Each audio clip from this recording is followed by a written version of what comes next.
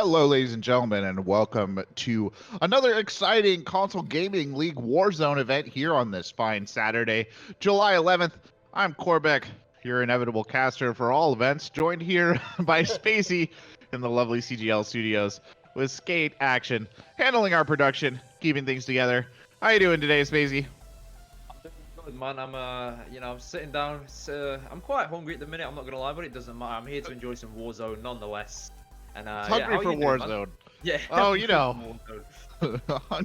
hungry for Warzone. Yeah, I'll very much into it. Well, season 4 of Warzone in it out and about now. Some changes coming down the pipe for the game, so a little bit of a different beast than the last time we saw our teams play. So hopefully, still some good games here as we prepare to transition over to our big board and take a look at the teams. They've just started. They've been going for about 5 minutes. I think the system has been open. So a lot, but I mean, do you think that any of the kind of changes that have come through in season 4, besides the addition of Captain Price as a character, bless him, but are there going to be any sort of significant changes to kind of how we see teams play or the guns that they choose to use? Yeah, definitely. I mean, I believe the patch was maybe a week and a half to 2 weeks ago now, where the Grau got absolutely nerfed. I mean, we spoke about it last stream, Corbec. It was an absolute weapon. I mean, I don't think we saw anybody not using the Grau, but what they've done, they've not completely nerfed the Grau into the ground, where another gun's rose to take its place. It's now opened up the style of Warzone play to be more of an open meta, so to say. Every gun is now viable in every situation, I'd say. Like, you can have the snipers at long range, the LMGs, yada yada, the ARs, SMGs at close range. Every gun is now good in its own specific situation. So with the Grau not being the absolute powerhouse it was, it's opened way to, anything. Well, that's fair enough. I mean, I think that does kind of make things a little bit more interesting, as it were. The Grau, like you said, was pretty much the dominant weapon, right? Across the entirety of all our Warzone events. So it's nice maybe that things have been opened up a little bit in terms of allowing some of the other kind of guns to get their shine and making things multiply viable.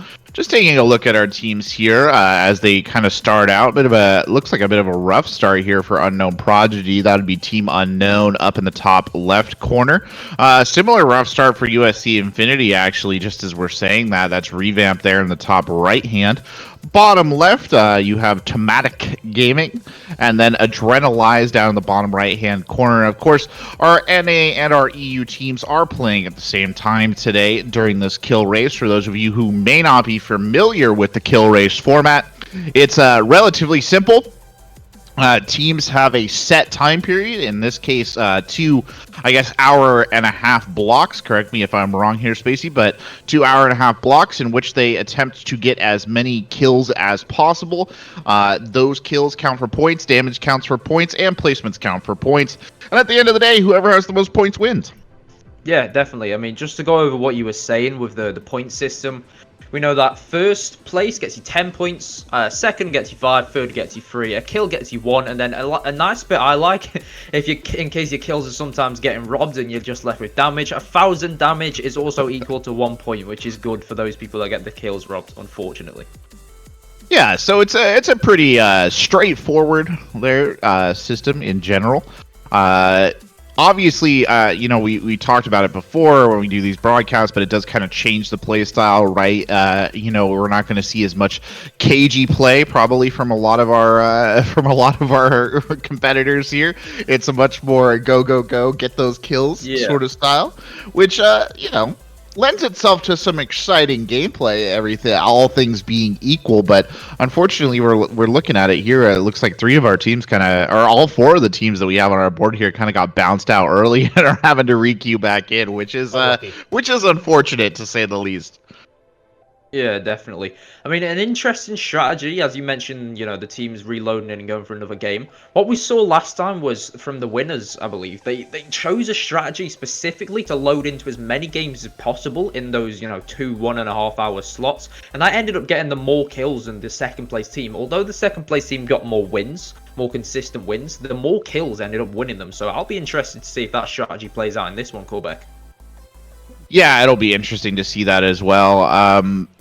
we discussed it last time, but I do think that strategy does work particularly well in Warzone, just given the sheer number of players in any given lobby, right? The more kills you get, the better. And I mean, a strategy that would not change if kind of the rumors or the discussions of a potential opening this up to is it a 200 person lobby could come down the pipe as well.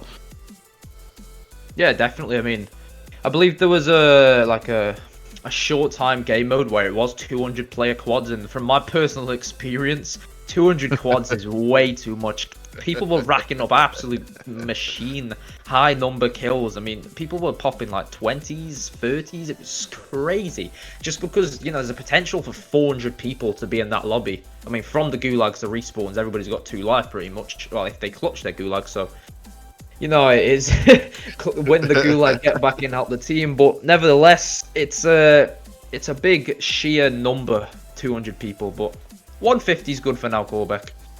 Yeah, I think 150 is perfectly fine. Truth be told, I have no idea what it would look like if it was significantly larger than that. Yeah. Oh man, absolute madness, I think, is actually probably the truth of what it would look like. Looks like, speaking of looking, though, it looks like most of our teams here are queuing back into their lobbies. Just really quickly, as we kind of get on the run here, worth mentioning our charitable endeavor tied to our Call of Duty process, Call of Duty Endowment, which is responsible for helping veterans kind of transition back into the workforce, guaranteeing them gainful employment. We are running our own little separate fundraiser here for the Call of Duty Endowment. If at any point in time you'd like to donate, you can find the donation link there in chat. Every event that we do here on Warzone, we're adding another $25 to that pool as well, so just building it up slowly over time. So do, give it a look, give it a shot. Would really appreciate any money you can donate here. And you can see actually Unknown Prodigy running that Call of Duty Endowment logo on his stream as well. You can also, if you're not interested in donating through us and you want a bit more of a tangible award, you can go into the game itself. And in the store, there's a Call of Duty Endowment bundle you can buy. You get a character skin, you get a couple of weapon blueprints, and some nice logos, banners, etc. It's all good stuff. Yeah, definitely being a really good cause to donate to if you feel it need be. But nevertheless, Corbec, coming into these games here, what are we seeing just at the moment? A couple of people in the gulag, a couple of people out on the grounds. That's just how it is. Yeah, USC Infinite there, getting bounced. I think quite early on, had a bit of a rough landing. Already in the gulag. I don't know, Prodigy dropping in now, going for the warehouse, the superstore right away. In fact, bottom left-hand corner, Frost in the superstore as well. And I've often spoken about the fact that I think the superstore is kind of what a lot of people would equate as the hot zone of COD. Definitely. Equivalent to your old Skull Town or something, but a dangerous place to be, no doubt. Yeah, I mean, absolutely. Every Battle Royale game sort of has these super hot zones where a huge number of people go, and for these kill races, going these hot zones is definitely smart, but also risky, Corbec. You've got the chance of getting a lot of kills, yes, but you've also got the chance of dying quite early on and getting sent to the gulag, which I believe USC Infinite did unfortunately get sent to the gulag, but he won his gulag, so nonetheless he's out and back ready to get the rest of these kills. Yeah, he's dropping back in.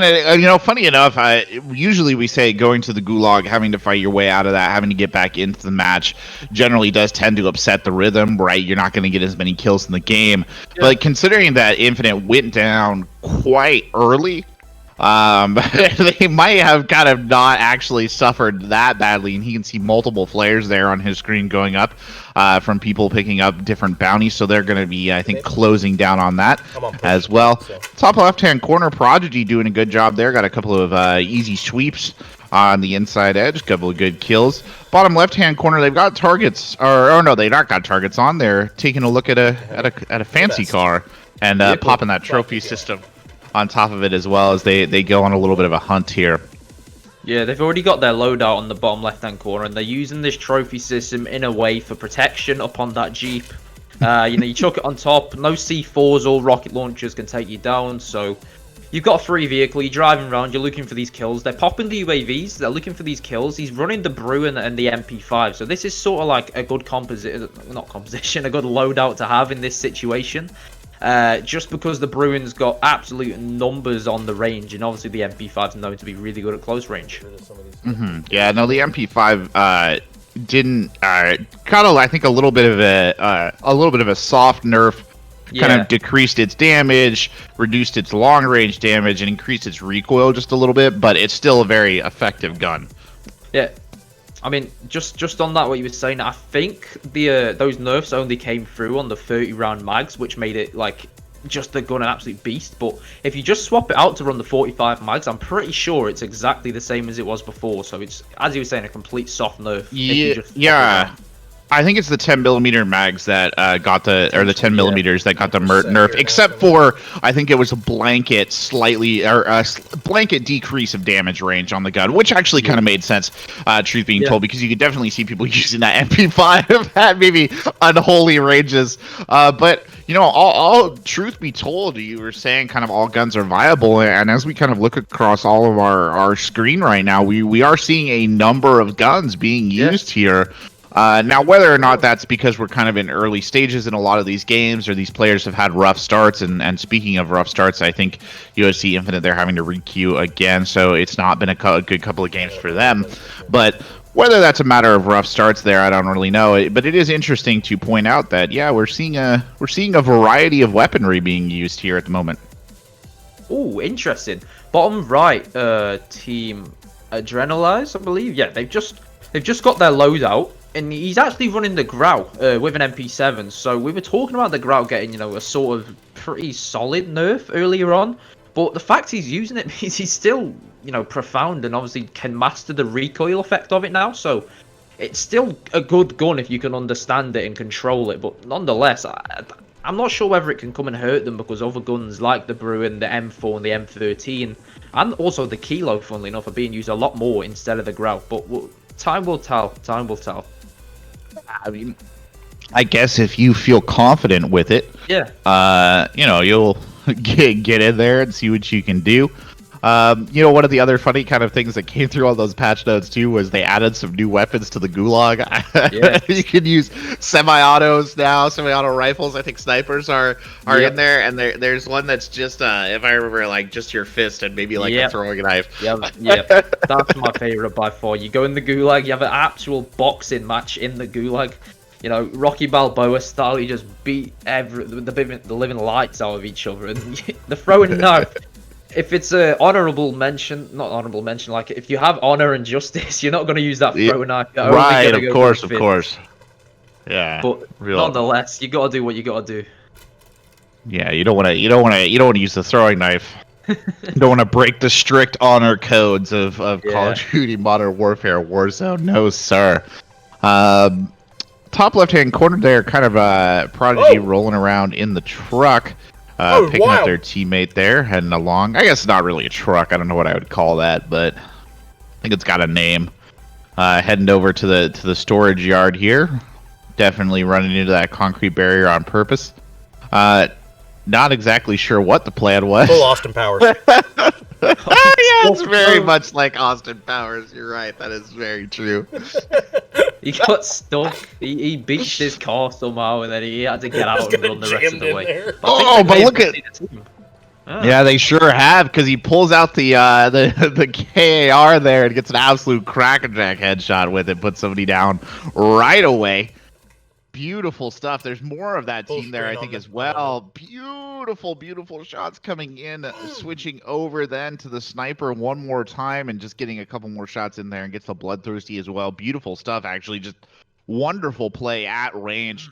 The other team completely back-footed there by this kind of aggression and by this play and the sheer accuracy of it all, truth be told. Yeah, I mean, him himself at the moment's got 8 kills. I think they're looking for another squad in this storage town area, Corbec, so pay attention to that if it comes the way. But he's just swapped his gun out to get... I think that's... And there's the other squad. Yeah. Other squad found them. A bit unfortunate there, because we'll lose him early on, and that means we'll also lose the feed. And you can see Unknown kind of throwing his head back in unhappiness there. He knows that's frustrating as well as he goes into a gulag match with snipers, and we'll transition back out here. Take a look at what's going on across the world. Frost, I think, is reviving his teammate there in the bottom left-hand corner, so a bit of a rough moment for them, and a rough again because they get lasered on the backside. Now Frost is down, dropping into cover here. Now he knows somebody else is around too because he walked out the heartbeat sensor just a second ago. He's got somebody, I think, peeking on the ladder, just kind of lasering him down, and his teammate will get it, but not soon enough to save Frost. So another team into the gulag, and it looks like Prodigy has won his gulag match and dropped back in almost immediately. Yeah. So good luck for him there as he moves and picks up a little LMG there to replace his lost weaponry. I think he's just looking around trying to get his guns back now from what he lost, but I think his team may have been able to save the day there. They took down the team that, took him down. So they're still up, they're still in this game, they're still fighting. They've got quite a lot of kills to their name. I can only see 9 at the minute because obviously we've just got the 1 on the feed, but he's got his trusty car back. He's going to be looking for more headshots than what we saw earlier on. Yeah, his play with the car has actually been spectacular. And car, I think, one of the weapons that maybe became slightly more viable with the changes that came through. They increased its damage range, and I think they increased the speed at which you kind of ADS with it. So, yeah.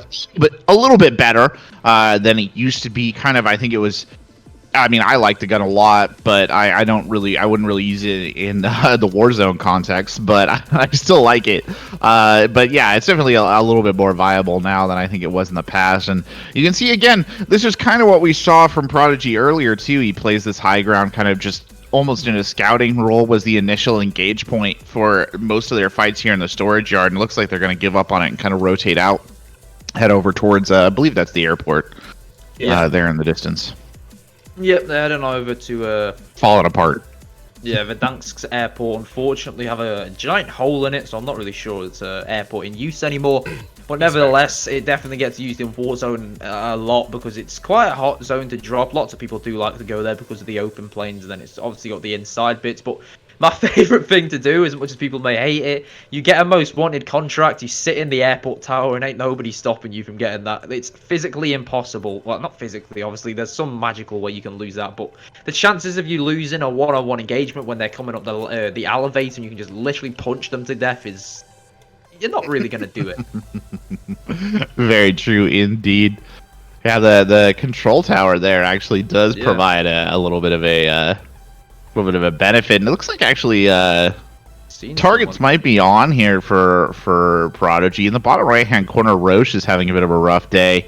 Looks like he got taken out there. His team couldn't res him in time. Hate to see that.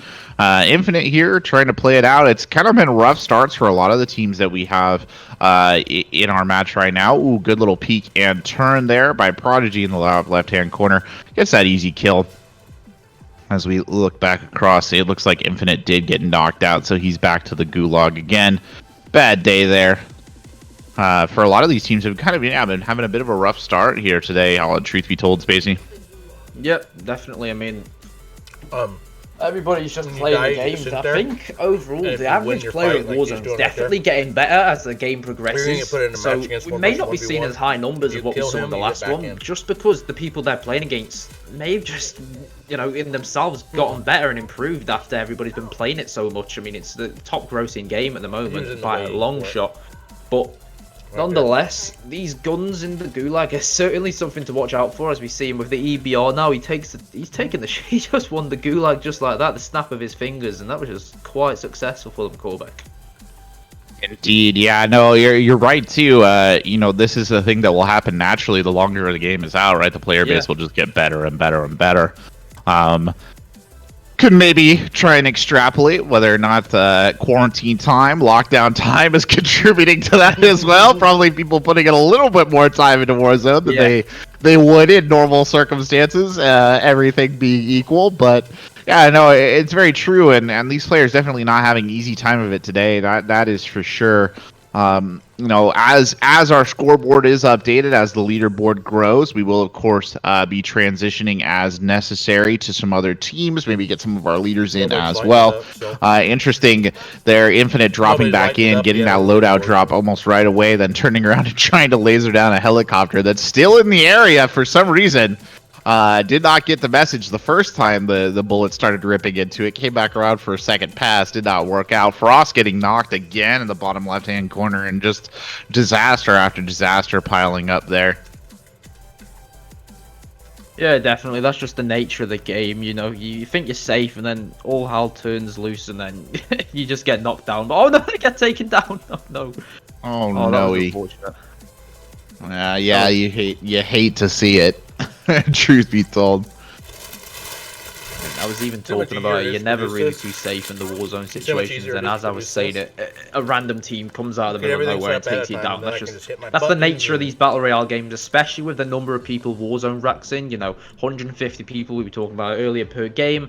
It can equate to a lot of kills, but at the same time, a lot of means a people lot to of watch out knowledge for. of knowing how all this stuff works. and Yeah, I knowing mean what I have that is very set to much what. true. Like that is very Like, the much fact that this again the leaderboard nature of the screen is beast. this You window, so know, if I ever cut to it, we I usually have that kind of see tab teams up, trying to because kind of there's implement tabs. their sense of control on how things are going, but maybe struggling a little bit today, just coming out the gate. Of course, still early days. I mean, we barely been. Oh, we haven't even hit the half-hour mark, so still a lot of time left in this match. A lot of time to kind of get their rhythm and get going. Truth be told, so we'll see what they can But I muster. have to switch my buttons around.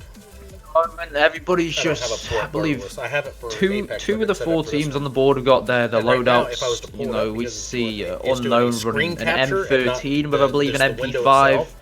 And Anything I then put on the that screen, it's gonna Roach capture. is So if I pull running up an my thing, MP5 it's with gonna a. show up on the Oh no, he's specting his teammate actually, but I believe his teammate is running an there's window MP5 with captures and a there's display Growl captures. I use with a display sight because on if it, I but I'm not change 100% this, sure if I remember that correctly. stream thing, it actually But changes either the way, title of we were the talking about window, earlier, the Growl and it did can get a confuse nerf, but it people are sometimes still because finding ways to you use tell it. to match this exact window. Yeah, I mean it's still got a big magazine, right? I guess there's a Yeah. little bit of temptation there. Also, something to be said, I guess, just for familiarity. Swapping around the loadout. Ooh, great, nasty little thing there by US or by Unknown Prodigy. Just kind of walked into one of these storage containers and found Let's a go full team screen on him. trying to res. Just got easy kills, and again, kind of rotating that storage yard. We've seen them play there before with relative success, so they're back there again. Or is this the storage yard? No, actually, this is The uh, they're secondary. either in one or two places. secondary believe- airport. Yeah, I don't think they're at remember. the bottom. I think they're at the Corporate east airport. corner of airport at the moment. Yeah, they're near airport. Bus terminal. I'm not sure. Again, one of the most entertaining aspects of it, of the map for me as a caster is He it's does have so 12 big kills. that it's hard to get visual cues. Ooh, good shots there from Unknown Prodigy. Takes one down on the roof. Can't confirm the kill though, but still doing a great job of controlling the recoil there and getting the damage in. And he's looking for it too. See, because that I mean, was the he's live just one. racking up these kills So at the see moment here. for his team. I think he's leading his team in kills by quite a long way. I believe his teammates are both on 4 in this situation, but nevertheless, he's just looking for these shots, taking people down left, right, and center. He's having a good game so far, Corbec. Yeah, he definitely is, and he's earning it. Let truth be told, I mean, we're seeing some great skill on display coming out there. So, kind of playing around the edge of the ring right now. Now there's been a bit of a race with the gas here to get out, and you can see the temptation to take the vehicle is real, and it does look like they will be doing that. So they'll hop in. Of course, they are also a teammate down here. I should note, Spacy. And I don't think they have enough money to res them back in. Obviously not coming back in off the gulag either, as they're kind of speeding across here towards the dam. Yeah, they're Yeah, just so going now over to the safe zone at the minute. But I was trying to Green's the check. one You were that's saying active. not sure if they have enough money to buy him back, but I went full screen on my my full board myself. I was trying to see if they've got enough, but unfortunately, his overlay is actually blocking his Oh, no. his amount of cash. So I got no idea, but I can tell you one of his teammates has got 2,100 wonderful dollars. Oh, then in they'll this be situation. Yeah, they should. I imagine they can muster up Yeah, they've been killing muster him. up the cash. Yeah. I think it's They- 2,300 or 3,300. It's somewhere around there. Yeah, the overlay makes it hard to see, but nevertheless, they'll be looking at getting him anytime soon, getting that third person, and hopefully pushing for the win in this game. They're having a great game so far.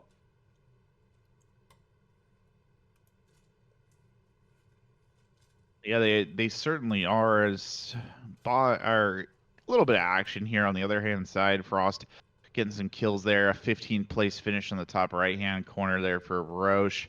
So not ideal. Good shot there coming out from Prodigy though. Really putting that KAR through its paces. Truth be told. Yeah. I mean, I don't think it's his like custom KAR. I think it's just one the game naturally drops. Correct me if I'm wrong, if anybody knows, but I'm pretty sure because that's not a custom class. I think he just picked that up off the ground and making absolute work with it at the moment. Yeah, he certainly seems to get a lot of value out of it. Again, I mean, it benefited right from the most recent changes, so. He's just showing us how that works. I mean, if you get a sports stock with grip tape on it, you can really get fast ADS, and that's the kind of gun in particular that really benefits on it. But here comes the truck. I don't know what the truck's got an idea here to do. I think the truck decided that maybe discretion, the better part of valor, there, and turns and goes the opposite direction.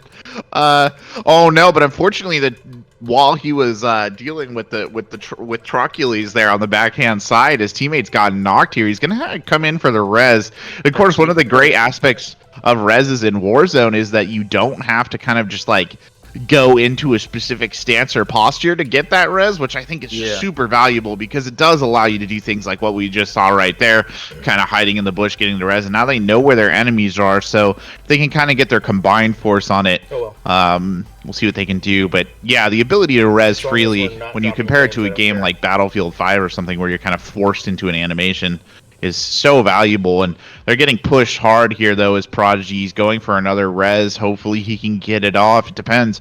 His opponent's really playing this quite slow, Spacy, not getting aggressive at all, and that's a godsend in this situation.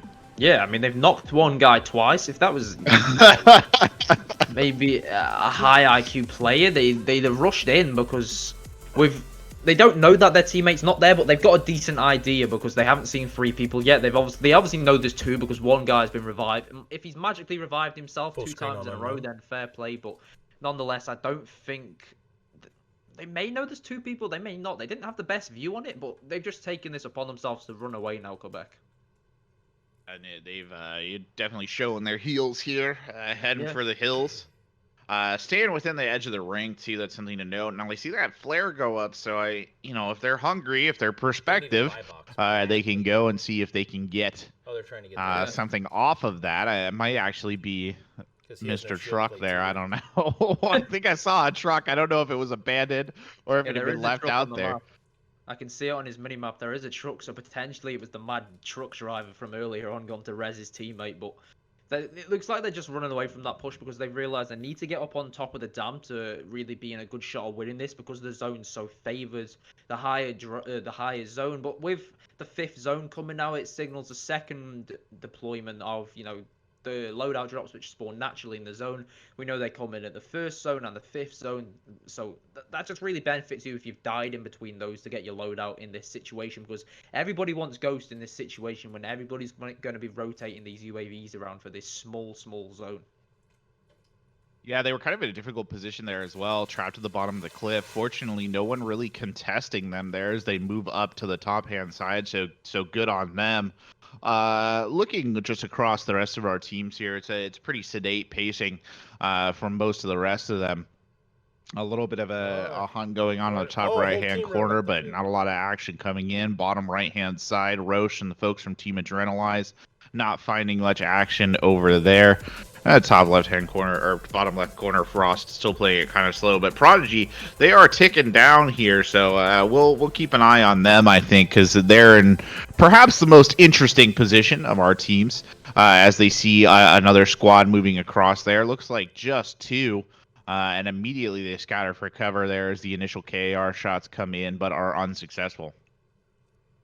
Yeah, definitely. I mean, he's back to using this car in any situation he finds necessary now, but he's just running up, trying to get into the zone in this situation, trying to get these kills. He's whipped out the score again. He's popping the reload for it, so he's maybe just going to be looking to snipe a couple more heads and add to his kills. He's on 14 at the minute. He's doing well, but he's still down. Oh, Oh my lord, how did he do that? He just absolutely turned on a dude and just sent him to the grave. So he's added, what is he? Oh no, I think his teammate stole that kill. I don't think his kills are, it's not the best quality, so I can't see if it says 1-4 or 1-5 anymore, but 14. needless to say, 14. It is 14. They did get that kill, so they've added to their team. Oh score. no! Oh no! Not like that. They didn't see that on the outside edge there. That dude And clapped both of them. that is just unfortunate.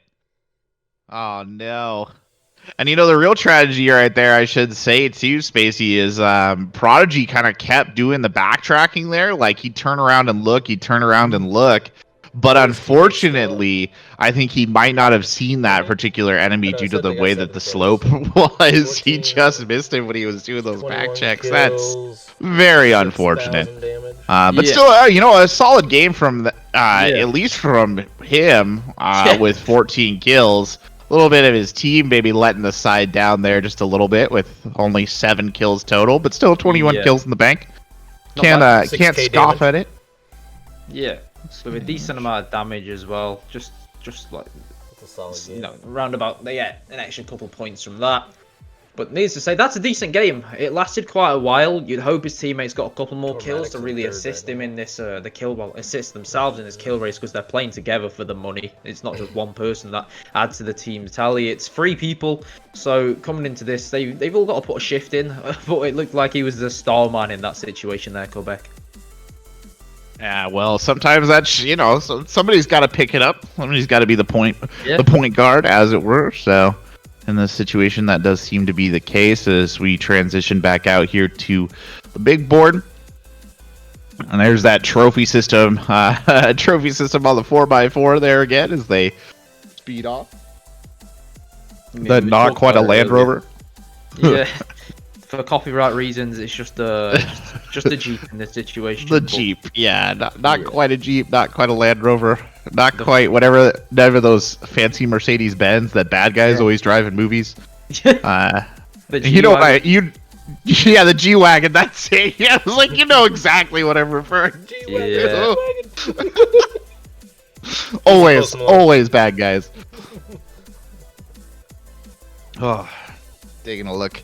Just seeing what we can see, it's a bit of a slow pacing here. Truth be told, not a lot of action, and this, of course, is something that does occasionally happen here in these sort of Warzone events, just due to the size of the maps. Right? Yeah. A lot of times, Spacy, we do hit kind of I like to call it the mid game, perhaps, of Warzone. Is usually a bit slow paced, usually compared to your Apex or even your Fortnite, or your battle royales. What have you. Of course, everybody has a battle royale these days.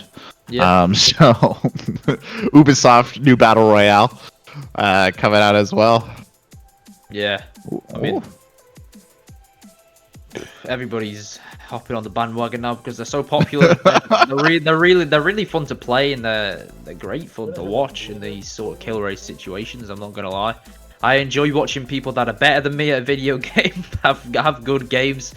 But nonetheless, it's funny to watch everybody fail in these funny sort of situations, even when they're that much better than me. But nevertheless, if they mess up, don't worry, we'll be there to talk about it for a long time. But sometimes these players, they don't mess up often, but when they do, it's so stupendous and glorious that we just have to talk about it a little bit too much. But nonetheless, they're funny either way. So now the link works. There's always a bigger fish, as a wise Jedi once said.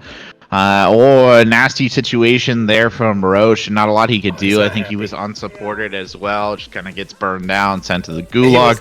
On the left-hand side, Frost there racking up a couple of kills. Again, finding a storage container with people hiding inside it and just gunning him down. He's got another target on the backside there.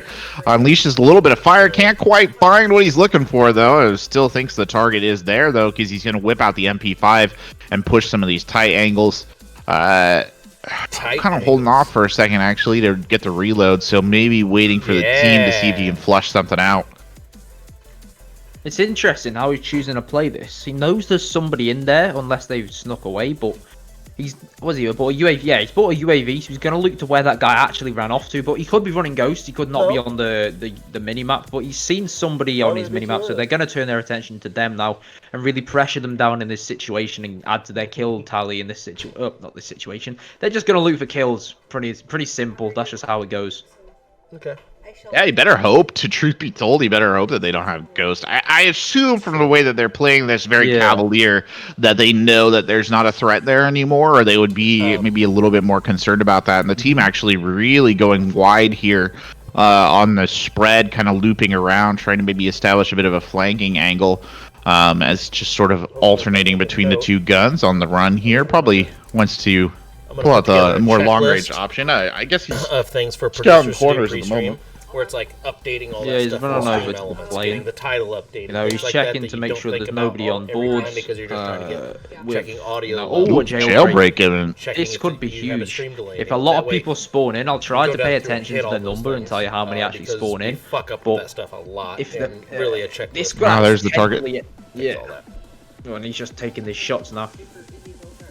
Yeah, and But just- yeah, you were saying about jailbreaks, pretty yeah, no, I didn't critical, do right, that yet. Spacy, for this game style or this tournament style. Yeah. It Yeah, is this a is nice pretty addition to the game, easy though. to I do. won't lie. It's It could actually easier potentially than add an Apex, extra 'cause 20 Apex is people a for little him bit to go around faster paced. killing, but the games go through I'm not faster. sure. What's it gone from? So you're 48 to constantly 61. So that's a decent number of people that trying have to track jumped in who's now. where. That's they can potentially kill. USC They're obviously ended not up going to getting kill all the down to people the that dropped in, nitty-gritty. so they could There's potentially 7 add like squads 5 or 6 more people to their kill tallies just because of those extra people that have just spawned in from that jailbreak. Certainly a not insignificant number there. Let's go full truth screen be on told. revamp down to 7 squads. Gonna take a quick look here at revamp. They are full screen. Now they're down to just 7 squads in their match. Playing around the outside edge of the stadium, the gas is closing in. So not the greatest situation. The stadium is an interesting place. I always feel quite vulnerable when I end up here because I do too. There's not a even lot though of you cover. do have lots of looks like cover, it also feels like everybody can see you as you walk around the outside That's exactly right. I mean, he's got an interesting loadout here. He's got 20. He's obviously just died and been brought back from his team, or You know he's what been the to the best part about gulag. it is? But he's only got 20 bullets in his FAL, and the FAL has been buffed recently, so it's a really good gun to work with. It's a 3-shot body shot now in Warzone, which is absolutely installed it for incredible my for an computer assault rifle. because It's a it single was burst fire, fucking so it's technically a 100 marksman gigabytes of rifle, but space on my we're not going to go into the Jesus logistics. Christ, why is It's it so good big? either way. That's what I'm trying to say. Yeah, definitely. And that ring getting very small. Whether or not it's the gun you want in this particular situation, I mean, I guess he's got long sight lines to use it here as they move into the woods there. Yeah. Speaking of using it, I think he saw a target there, gets a couple of shots downrange, trying to make something work with the FAL. Can't quite seem to do it. We'll take the time to get those armor plates in before I believe pushing. he was he most wanted? Yeah, he was one of his teammates was most wanted there as they're just jumping into this fight here, Corbec. Yeah, you are correct. I think one of them 4 was. squads. Yeah. Again, though, having to duck and cover here, get the armor plates in, not having a particularly significant amount of luck sort of pushing forward. Definitely, it's interesting. We saw the FAL there. We were talking about it get a little bit buffed, but their teammates are taking this fight now. They're just trying to get these kills. They're popping, you know, all the ultimates. We're not on Overwatch. We're on Call of Duty. Never Wrong mind. game, yeah. I knew that. Know the feeling. Yeah. But nevertheless, they're just putting shots down range here, Corbec. Yeah, they called in something there. I didn't quite, or did they? Or maybe they held on to it. I'm not sure. With the precision. I think they called in precision as well. Down to 2. 2 people. 2 squads left. Now They've got a moving really good in. chance of winning this. Just pushing up, super aggressive on this high ground, trying to close in here, trying to use that gas ring, and they've got somebody, I'm pretty sure, kind of pinned down. The rest of the team coming in now, Perfect. looking for it, can't quite They get it. never There saw it it 'cause is, he popped easy it. flank, knocks 1, knocks 2. He popped the dead Literally silence. nothing they can do about Big it on the dead backhand silence there. side. Warzone And victory. that'll finish it. Yep. I mean, they've people Dead like to say silence means they've they can't popped the hear him dub in move. that situation. They definitely have. They've won. They get That's a perk the extra that you get points over time, from like, winning, if but you I have don't to think they got the pre-assign highest them. amount of kills. So it's Yeah, good he that they popped won it that. They got the extra 10 points right from as they the were kind of victory. pursuing But there. needless to say, And they couldn't hear him. That's how why many when he kills came did- around we'll there, find started out firing as soon on as him, we they get had the no chance. idea But he I was there don't think they because had couldn't hear him. a significant number, maybe 15 at max. But I'll be corrected if I'm wrong in a second. But it's a good game for them if they got above 15 kills, and the damage obviously adds to the extra points. But 10 points for a win is what they needed there. They had to go for that win. They had to secure it. They had to 10 points for a win is huge in they this gathered format. The extra 10. Apex, it's not as first big team because on everybody stream gets there wins. to get a W. Yeah. The big one today. So good for them getting that and getting those good XP totals in as we Huge take a look game. at the kill tally. It's actually a pretty solid kill tally, all things considered. Jeez. There, 29 and over not- 10k damage. Yeah, almost 30 kills, 29 kills. Yeah, 10k damage coming out the gate there as well. That was a solid match for them when you add that first place win into that. That's big. I mean, the dude we Considering were first watching, place he is only got 69 4 points kills, right so now, I and they just got, expected like, almost not the 50 right highest there. kill game, but they definitely proved me wrong. Having what 20? What was it? He was the 29? lowest kill. Yeah, he was the lowest kill total. before, so you know. Carried. Yeah, carry. Yeah, his teammates really putting in the hard work there.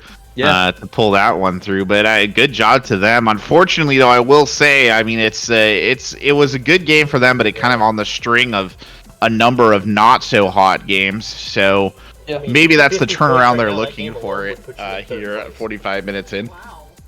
So Yep. they're going to be looking. But That could definitely problem be is you're the chasing KRC, what they were Legend looking of for to get them Heroes. back in this Those two teams, situation, but ridiculous. needless to KRC say, it is worked out in their ridiculous. favor if That they dude were is going so for a good. big He didn't game really there. want They that racked because up a he lot knows of he'll be in there points, in and the second round. they could potentially have a Really good good a good shot at it. Those Now two they teams got that game absolutely in their be bag. on there for the next stream. We're putting those on regardless.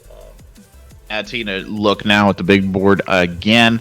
Prodigy playing here just on the outskirts of the superstore, See if they got that score. ducking around, trying to see if he can find anything. He's going to go back inside here. They do have a target in mind, at least initially. Bottom left-hand corner, Frost at the storage yard, taking a look-see there as well. We've seen a couple of teams end up over This one is here 150, in storage. Got that Apex Bruin out there, throwing in some shots. I do believe that's the Bruin. Correct me if I'm wrong. Yeah, it That's is. another Yeah. reason- Gun profiles in Call of Duty, always going to be the bane of my existence. I was casting once at DreamHack Anaheim, and I got the gun profiles wrong, and people were very unhappy.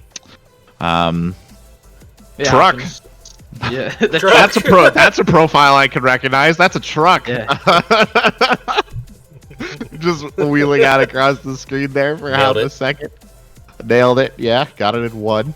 The Bruin these days, I'd be honest with you, Spacy, the Bruin with the changes that came through barely even feels like It's a powerful.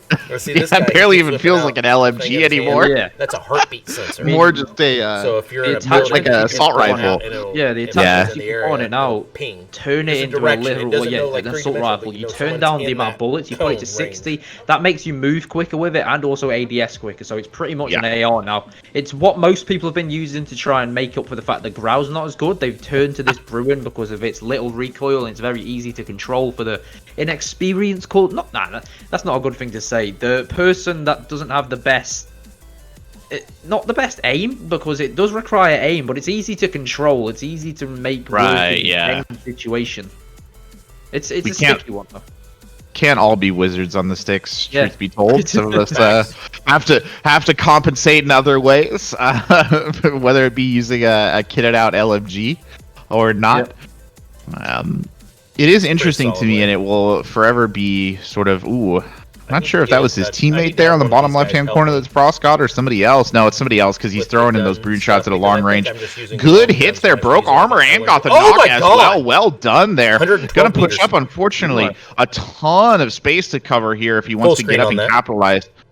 His teammates there too, kind of alone, are with him, all of them in open air is what I meant to say, and that's a bit of a dangerous situation when you're pushing the high ground, but they'll get up there and see what they can see, and it looks like they did finish off whoever was on the top, so Yeah. securing the high ground for themselves. Down again. Wow, he's really using that Bruin like an absolute laser, showing off its status as maybe the Grau replacement right there. Takes a couple of shots of his own, decides that he needs to get back into cover, but still good fire there. Gulag is closed in this match, so that's a semi-permanent state in this particular matchup, and we'll see kind of how they manipulate the rest of this one. There's an elimination. I mean, the second lot of loadouts have come in, so they're in the 5th zone, so they're not too far off getting a sort of victory, but I've just noticed something on my screen. So, yeah, A it's fire not easy for sale's you to been see over there. started for unknown. So they're really rare now. They got nerfed since when they first got dropped. So I think it's like a 1 in 10 like game chance them dropping in. So if you get them in your lobby, you know you're gonna be spending a lot of money for a very cheap price. Indeed. Keeping an eye here on Frost as they're moving in, kind of trying to close this one down. He's got a significant amount of kills to his name here in this match as well, so it's been a good game for them. He's going to add another one there as well, gets good shots in, knocks somebody right on the edge, and this other team completely unprepared there for the flank. Teammate going for the revive, can't do anything, throws out the C4 over the top, and gets another down and finishes him off as well. Oh no. Flip it. It's the one. What are you going to do? Reloads there, got this high ground positioning on the flanking edge, and he's just going to continue pushing up along. Finally runs into a bit of resistance, though, gets knocked himself, needs the teammates to come back in as quick as possible and save him here. And you can see Call Me Joke there on the outside edge, really needs to come in fast and get to his teammates till 40 yards out. Yeah, he's fortunate. Gonna back him here. It's fortunate, Spacy. That person, whoever downed him, is not pushing. He may know that his teammates are on the way to back him up, but oh my! They have 46 kills right now. Yeah, he clicked his pause button there. We just saw he had 46 kills to his name. So this could potentially be my lord! From what we saw last stream, this could potentially replace that record of, I believe it was 51, but I'll have to recheck that. Huge kills there, actually, kind of outstanding, all truth be told. Astounding maybe was the word I was looking for there as well. It is both those things here. Only 3 teams left in this match, 8 players in by the looks of it, so not 3 full squads. No, especially when they have 3. And I think they might have sights on him, Spacy. Yep, I'm just checking it now. He's taking a little bit of cover in this the ship. It's sort of a storage facility. Storage container, yeah, feel it. I mean, the English language has many names for many things, so... One of the most difficult languages to learn. Oh. Speaking of learning, somebody not really learning, maybe it's best to try and avoid taking 3v1s or 3v2s. Oh my Gets God. one down. Oh, throws the C4 around the corner. He pops the armor pack. No! Very unfortunate there. I don't think he thought his teammate was, or his opponent was going to push him. His teammate there finishes it off, but a little bit of a dangerous situation here with 2 squads left. And I think, honestly, only one on, one still up here to try and finish this one out. And sure enough, it's Lando here, the last one left alive, and this is definitely going to be worth watching this one play out, Spacy, because this is just squeaky bum time defined at the moment. They've got about 66 points plus whatever they finish. Yeah, they're on. Trophy system comes out. I think that's just protected from the C4. Oh yeah, no, it's good. Good play, 100%. He's got the Brune as well. Squad of 3. He's got one. Somebody got a little too ambitious there, and he knocks one down. He's got the other one. What? Oh, they're giving it away. No! They're giving it away right now, the way that these guys are playing. He might just clutch this out. I wonder where the last one is. I believe he's got him. The kill record as well. Oh my god. Good shots coming in over the top. Gets a couple of hits. Broken armor plate. He's going to push up. And Lando smells blood in the water here as he pops up over the edge. His opponent runs out in front of him. Madness! Good shots coming in, and he gets it. Well done, Lambo. Oh my well done. Clutches it out 3v1 and gets the first place total to add to that amazing kill tally that these folks over here at Tormatic Gaming will have on the back end of this. Spectacular stuff. It's about 80 points.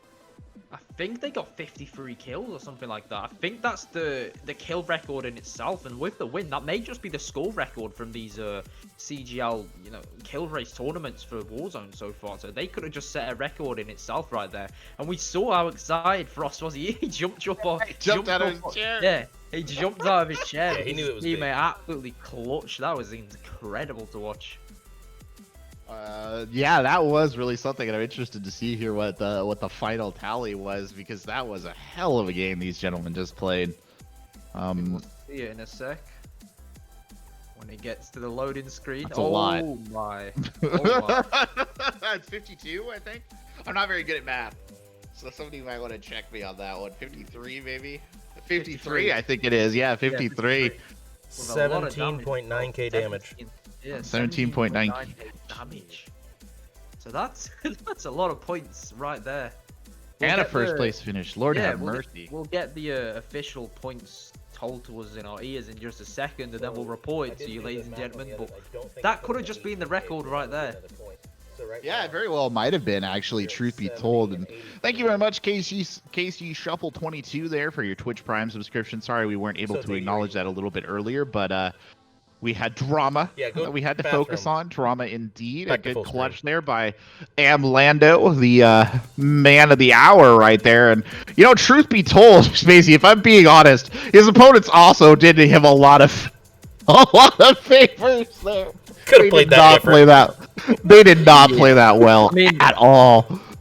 The zone definitely did favor them in that situation, but the people they were against could have played that so much better and not just dropped down into the fire of the Bruin. Because we were speaking about it earlier, it's effectively a laser rifle, and with these attachments you get on it, it's been turned into pretty much an AR, which doesn't miss its shots. It has a very easy to control recoil pattern. It does a lot of damage. They don't so have you don't want to create those those opportunities for it to just wreck your days and shred your armor and knock you down as it did. All the way. I don't know what the theory was on that one, truth be told, but hey, you know what? Not to take away from Amlando, who did a spectacular job, and I mean, there are plenty of people in the world who would not have clutched that out, no matter how poorly the other team was playing it. So, all credit to them for doing a really spectacular job. But that was some great Call of Duty play right there. I'm glad we got to see that on stream because that was well worth it. On stream too, so we can go back and reference. Taking a look here at our big board, seeing what we got going on. Looks like Roche and company might be dropping back in. Frost there waiting to queue back into a game based on the backside of that. Other team over here by the Ferris wheel up on the high ground there, getting a couple of shots in and closing in on some prey. That'll be in the top right corner. USC Infinite and the crew. And then Unknown Prodigy, unfortunately, right as we get to him, running in a bit of trouble. That's 2 squad mates down for him right there. Looks like they will be able to get the revives in though, Spacey. Yep, I mean, I believe they're on a decent amount of kills as well. I think he's got 9 himself with these revives coming in. If he clicks the pause button, I'll be able to tell you how many kills exactly, but just know they've got more than 9 in this situation. He's popping his armors, just obviously getting his health back up so he can maybe take another fight if he sees one, but this is interesting. He's running the Renetti, which is known. It was a meta a bit ago, the dual-wield burst Renettis, but it maybe he dropped out of the gulag and he went to get a ghost class straight away, so he's got just an AR and a pistol, not the overkill classes which people usually do. But he's picking up ammo. Oh, that's an armor box, not an ammo box. Man. Very, you know, they're obvious when you're close to them, but from far away they look pretty similar. But he's got 9 kills. I'm not sure exactly. He hasn't clicked pause for a while, but nonetheless, Corbec, this is a pretty good game for them so far. He just wiped that whole squad by himself. Oh no, there's one left. I lied. Here on top right hand corner, unfortunately, Infinite down there, but he'll get the revive almost immediately. Keeps him in the loop. Frost now officially back in the match, so Tormatic Gaming on the hunt once again. God help their opponents if they have another game like they just did. Team Adrenalize kind of out here in the mid ground, not a lot of action to report there as they make a really cautious push actually there across. Unknown Prodigy hiding in a bathroom, as you do. The classic PUBG experience, pops around the corner and lasers somebody else though. Well done there. Fortunately, they did lose a teammate, but they'll get the res. PDQ there on that particular individual, and armor plating up. You know, he's got another opponent here on the heartbeat sensor as well, and he's going to get aggressive on this one. Throws the C4 through the window there. Does some damage with it. I don't think he quite broke armor. He's waiting now at the bottom of the stairs to see if anybody will peek this angle. A little bit of Rainbow Six Siege style gameplay there. Holding hard angles. Would not be out of place. Is he going to mount as well? Is he going to mount? No, he's not going to. He's just waiting. He's really watching it like a hawk. Now he's going to push it. Riveting gameplay. And there they are. Oh, hello. The timing. Oh, no. Very unfortunate there. And let's see if the teammate comes back up the stairs. No, he's just throwing zoning C4 there, as it were. See if he can stop. And once the angles have been reversed. And we'll leave him there. Hold that angle for a second. Just going to take a quick look at what the other teams are doing, seeing if there's anything a little bit more riveting going on. But no, that angle hold is the most exciting thing on the board at the moment. Oh, even as I say that, Frost gets knocked there on the bottom left-hand corner. Not a lot they could do about that. Somebody coming from an off angle. Maybe going to show that lightning doesn't strike twice. And there, somebody decided that it would be nice to pop out the bottom window and just put his head right in the gun sights of Unknown Prodigy, who thanks him profusely for that gift. He's on 11 kills now with this M13. He's looking really solid for this game coming into Sword. The late game, he's on 5th zone now, so they're going to be pushing for the win here, Corbec, and adding to their score tally. Tormatic is in first place after the score update. So, based on our most recent score update, it does look like Tormatic has taken first place on the back of that monster game. And you got to say, how could they not, all things considered, just based on how impressive that match was. But well-deserved first place there, too, because, I mean, the skill was there. But we'll see. I mean, some of these other teams still in the hunt, still trying here. And, you know, we got about 25 minutes-ish until we start to head towards our break, head towards the sort of safe harbor time where teams get an opportunity to report their scores for their last matches. So games starting to wind down a little bit in the sense that these may be kind of the second to last matches, maybe even in some cases the last matches that a lot of these teams will put through. Yeah. I mean, I was just checking the scoreboard to see what Tormatic got. They went from 44 points, so a mediocre sort of performance, to 124 and taking the first place. So they had a huge game from when we saw them torch. They know that was huge. Forgetting to do that proved to before be where good I for them. send the desktop audio, so they've got to keep it up. Hear, like, they've got to keep going. And stuff. That's correct. Yeah, consistency remains pretty key in a lot of these kill race events, right? The more that you can kind of put out in terms of consistent kills, the better. As we take a look here, Infinite on the big, or Prodigy on the big screen. My apologies, not Infinite. And he just bait and switched somebody right there. That was a nasty little bit of play. Well done. Kind of back to again. This is such an interesting thing that people do, Spacy, and I just don't understand it. But backing himself into that storage container, I mean, it worked out there for him. But we see, I think, pretty much all day long as he's got another target here. He tries to hit him, he misses him. Oh no.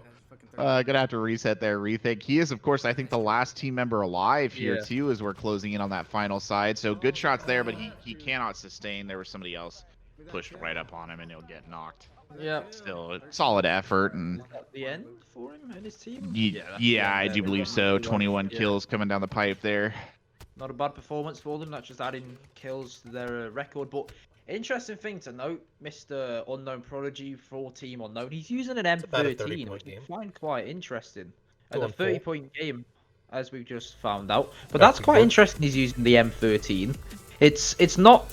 I mean, we've seen a lot of people using the Bruin, especially Frost in the bottom left. He's been using the Bruin all day long as his custom weapon of choice. But the M13 and Bruin are seeming to get a lot of playtime right now, Corbec. Yeah, they certainly are. I think, like you said, the Bruin is stepping up to maybe fill the gap that maybe was left there by the sort of nerf to the Grau. Can't really explain the other one, though. I don't quite know what the thought process is on that, but some people, I guess, if that's just the gun that people are gravitating towards. It's interesting. It's certainly interesting. Both of them have got limited recoil, and with the Bruin, you can make it the movement increase. So I think that's just better than the M13 in most situations. But up close, I think the meta is still pretty similar with the P5 or the P7 being the gun of choice. But nonetheless, at least it's more open than watching the Grau and the MP5 every game. That's what I'm definitely enjoying a lot more. Yeah, it's nice to have a little bit of variety. And I mean, truth be told, we're probably getting that variety because that patch was so recent. Right, June 29th, like not that long ago, barely 2 weeks. Give it a couple more weeks, and I'm sure we'll kind of get something to shake out in terms of a style that people will continue to use. I think a lot of people, it's been kind of an undercurrent of the game that maybe the M13 is a bit of an underrated gun. So perhaps we're just finally starting to see it come into its own with the most recent changes.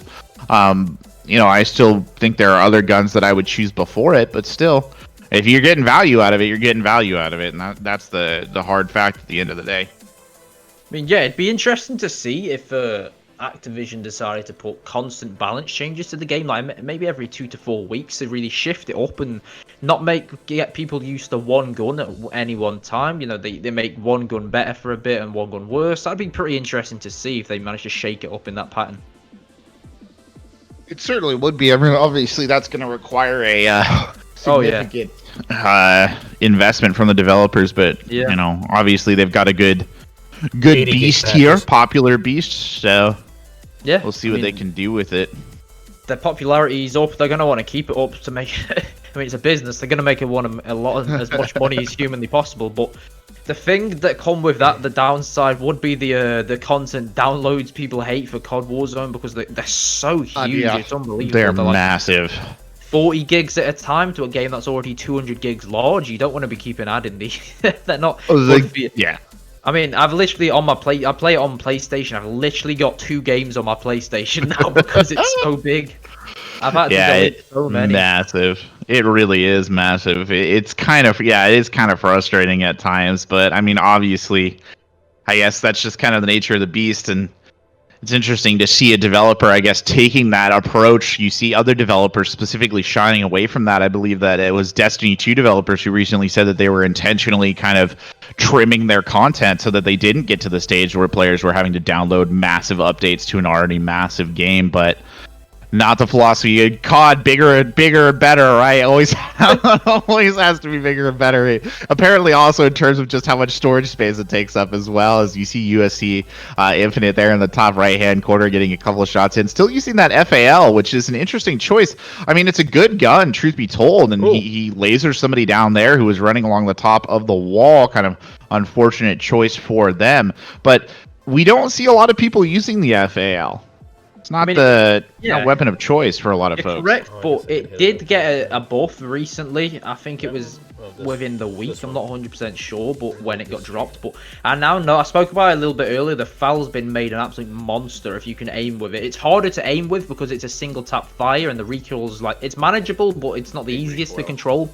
But it's a free shot body shot on Warzone now, which is, it's nuts. You shouldn't be doing that much. The time to kill is quicker than the MP5 and the MP7 at close range. So it's an absolute monster on the range and at close range. Hey man, that's the FAL, solid stuff. Yeah. Oh wow, great tracking shot there in the top left-hand corner by Unknown Prodigy, who gets jumped around the corner. Unfortunately, can't finish off the second. Did a good job of tracking whoever was falling off the top of that building, though, before he got knocked and sent to the gulag. Bottom left-hand corner, Frost and the boys in their whip again with the trophy system there on the top. Roche dropping in now. Not sure if he was coming back out of the gulag. No, that looks like it might have been a fresh start there. So new map there for them. And then in the top right-hand corner, see USC Infinite on the hunt. It's got that heartbeat sensor out. Can't really find anything with it, though. They might be... Oh, no, I think there's one target above them. And that would explain the cautious peeking. Yeah, prison ending's not what everybody likes. Using these... Let's go full screen on that. But we're going full screen on it, but we're just seeing them. The gulag ending. So we're in the 5th zone. We know this, as we said earlier. But... cheeky little kill there. Oh, no. Hello. Nobody knew he was there. I mean, they knew he was there, but they didn't know he was hiding in that exact position there. He was sneaky, to say the least. This is like room-to-room clearance here. Good lord. Maximum efficiency. It's like the breach and clear meme that everybody likes to use. Yeah. Busting in the doors, checking left, checking right, looking for those shots. Very Modern like Warfare 2 vibes, here. truth This be is told. impressive. I mean, considering what this is based off of. So, you're kind of just heading up the levels here. I guess looking maybe to go...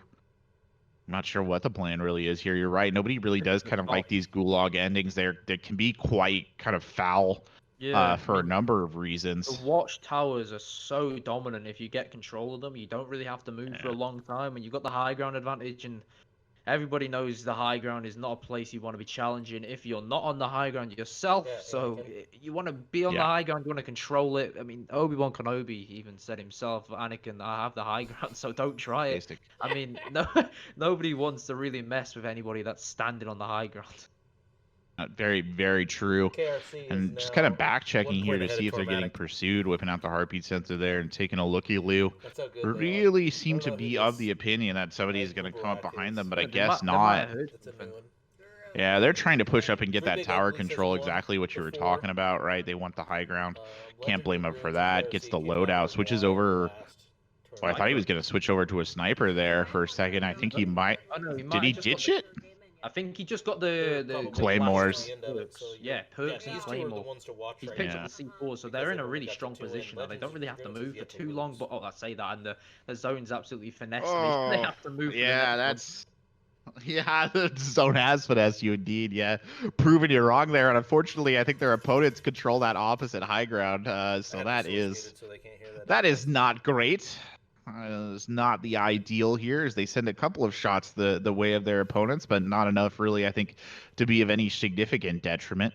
A couple more shots coming in there, and they know where everybody is, and again, this is kind of the delicacies of the Gulag finale, right? You have very cautious style of play here, especially when you have multiple teams controlling these high zones, but they're gonna sacrifice that and run, and it's interesting to be the first team that pulls those triggers to jump out there into the open ground, because the other team's got the nerve. You are very vulnerable down here running around in these tidal areas. Yeah, I mean, we saw when he was gliding down, he was getting shot from absolutely everywhere. He got taken low, he just popped the armors, he rethought his process, and now he saved one of the jumps, so they know there's teammates around them, so they're going to be looking for these shots and hopefully get the win here with it coming down to the wire in these later zones. They basically have to just wait for their opponents to drop off the wall and kind of hope that their opponents don't hang around. Now, so there comes somebody in right now, dropping a couple of shots in on them. Didn't quite get the finish. Somebody will get knocked here. I don't think there's another target over there. They're going to continue to push this angle because I think they see somebody over there. They thought there was somebody over there. Returning around, gets a couple of good shots in on the backhand side. Another drop there. The FAL coming into its own in this mid-range setting. Pulls it out, gets the armor packs, running the evasive maneuvers right there. Serpentine pattern, trying to stay alive here, waiting for his teammates, I think, to just kind of close in and get some help, and they will take the victory, so well done. Not bad. He just said 2 in a row, so they've just got 2 wins in a row here. if they're correct, oh, they probably are. They just played it themselves. So that's an extra 20 points to their initial tally. And with this being said, they've also got a bunch of kills, I would assume. I didn't exactly see the final total, but we'll get the view on this in just a second as we get to see the final scoreboard. For the first half, yeah. Yeah, definitely interesting kind of the whole way that played out. That was, our fortune definitely favored the Bold there. Them taking that early jump could have been absolutely disastrous, but their opponents didn't really lay the pressure on, didn't play it well themselves. Bit of a panic there when the gas came in. They dropped down, and they didn't hand it to them because it was still really well played by the boys. It's just that they got lucky there. I think that their opponents were a little less cautious, a little... or less brave, perhaps, is a word, to hold that high ground position. It's a decent game. Probably wanted a little bit, maybe more kills coming out of it, but still you can't knock the first place and a solid bit of damage there. It's about 47, 48 points. Not bad. That's a solid amount of points. Back to the big board. Can't complain. Unfortunately, looks like Roche is getting sent back to the Gulag here as we load into the big board. Bottom left-hand corner, you see Frost and company trying to string together another one of those miraculous games, though I don't know quite how much luck they're having in this particular scenario as they're over at this buy station picking up what they can. Top left-hand corner, I do believe Loden trying to shoot somebody out of the air with the pistol as he drops. Oh, no. Hey, look at him. I don't know what to make of that. That feels like BM almost. He's getting those shots and he's broken armor there as well. What a jerk. Don't get me started. Don't get me started on people that do this. If you, ladies and gentlemen watching in the stream, if you do this in your games, just stop, please. Nobody likes it. Everybody genuinely wishes they could find you and do. you don't want to talk about it, but unspeakable things. Nobody likes you if you're that guy that shoots people out of the air. It shouldn't be allowed. It's the most annoying thing known to mankind. You've got that persistent person behind you. Just don't do it. Like Drop down, kill somebody normally. Have a bit of honor. Have a bit of respect.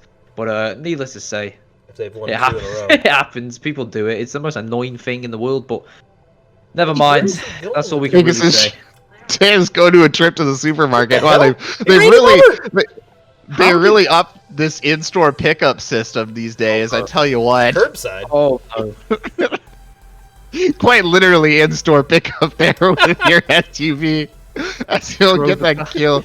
Yeah, I just runs the dude over. I think he's got a whole squad here to start off. Oh, unfortunately, he pays for his boldness. He only got 1 kill out of that before he sent to the gulag.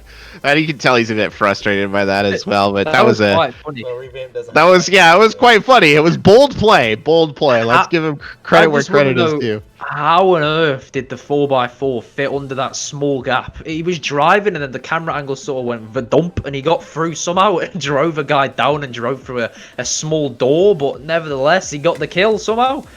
I mean, it worked.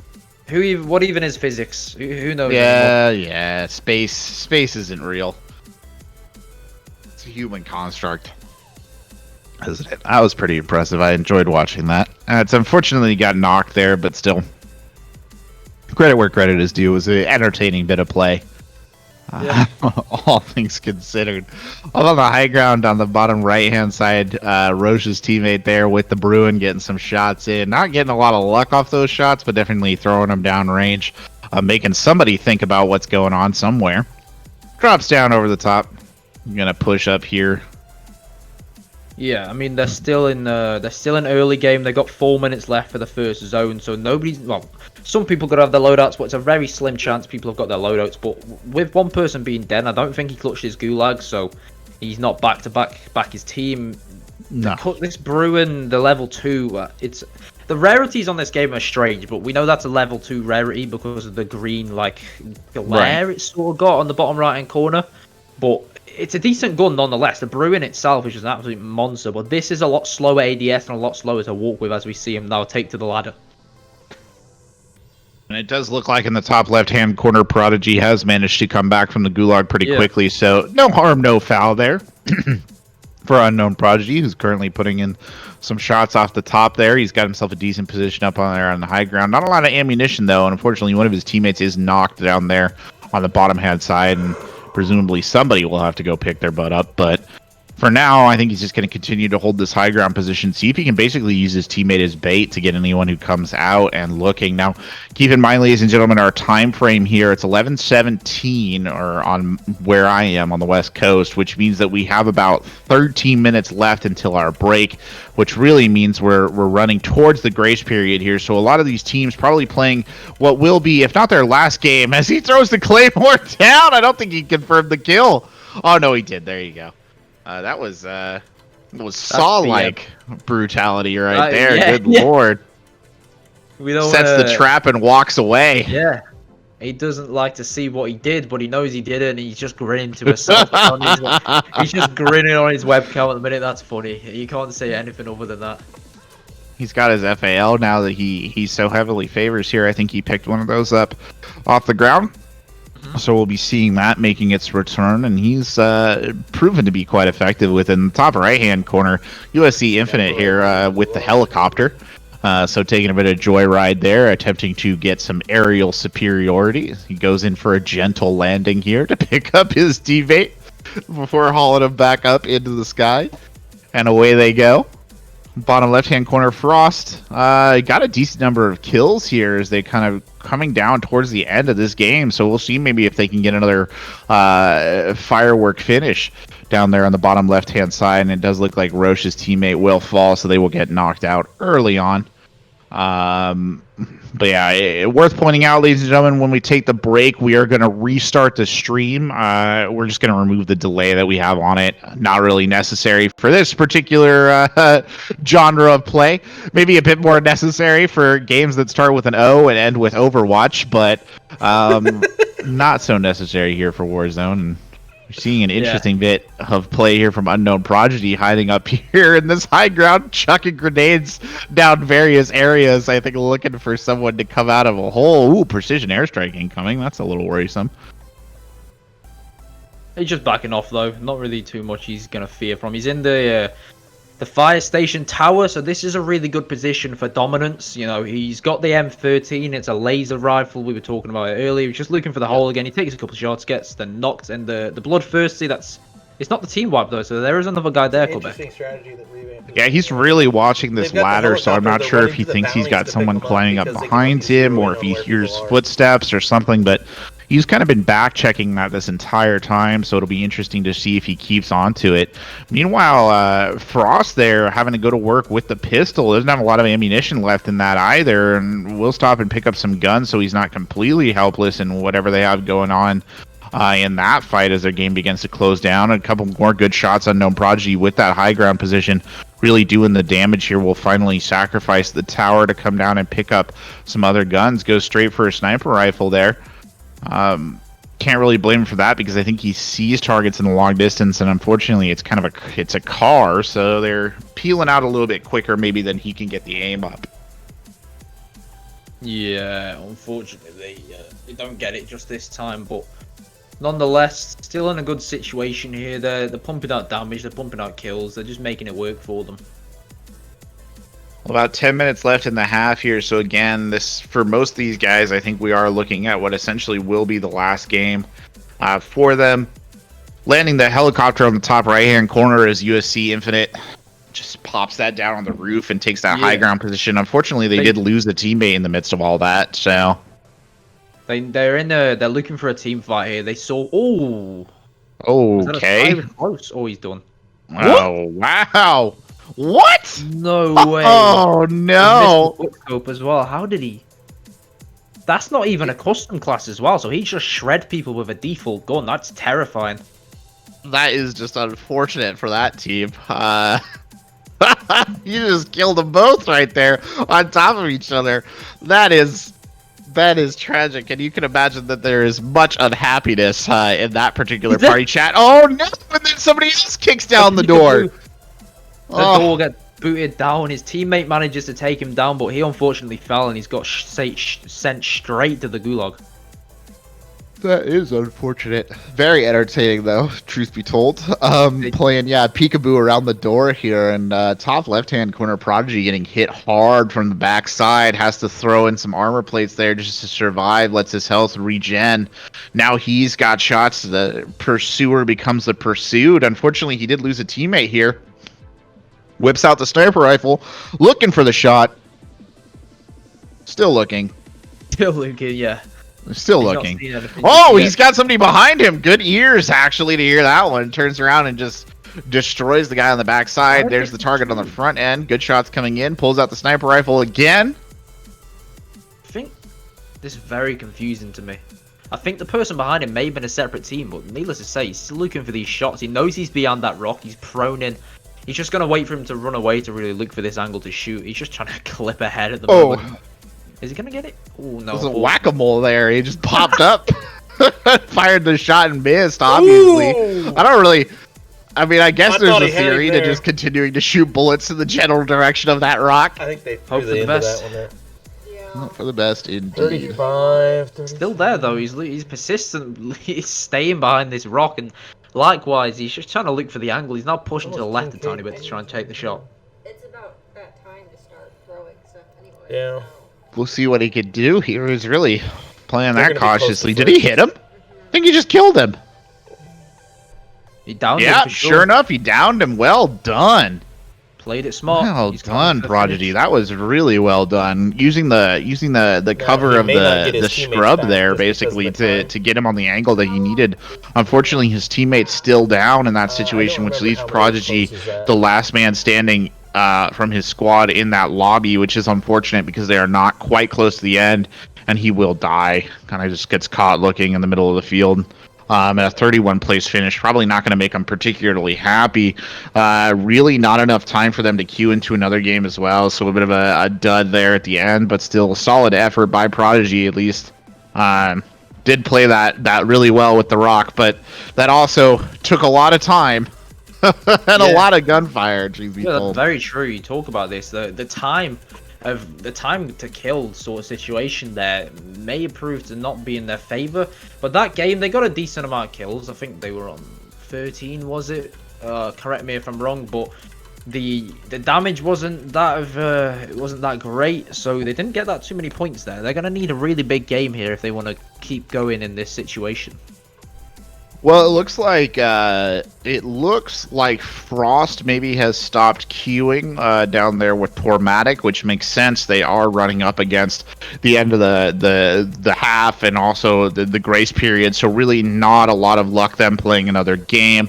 USC Infinite still in this match though, so that's something to keep an eye on here, trying to close this one out. So I think we'll watch to the end of that. It does look like Roche and company there might be coming to the end of their run as well, but Infinite still in it, still buying, still got teammates with him as well, so that situation's still live here as we begin to push down. But even as I say that, Infinite gets knocked from distance.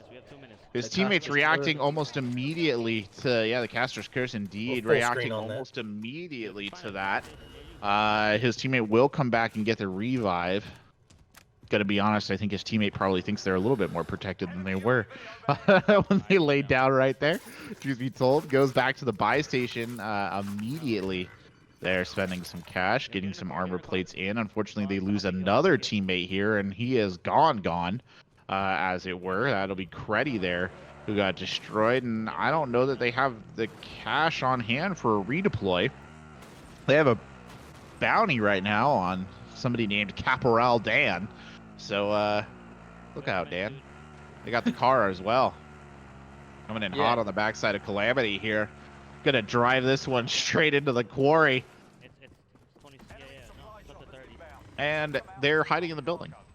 Surprising, or unsurprising. Ooh, supply choppers coming in now as well. The problem I have with these is they're so valuable if you get them off, but they bait out your position so much. Like, it's crazy how much they bait you out. Yeah, it is very true.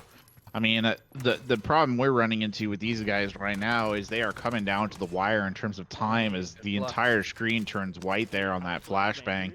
Definitely made him rethink that, and it looks like they will have completed their bounty contract. The unfortunate Caporal Dan burned down there, but ow, that hurts. Oh boy, does that hurt? Left to the face right there, the C4s.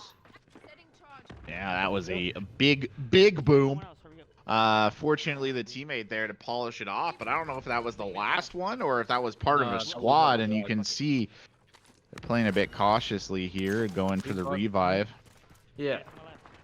Now, these are still on for their third win in a row because the game before was their second, so they're still in good condition to make their third win in a row, but they're cutting it close. They're cutting it to the wire as they push this next play. All right, we gotta go.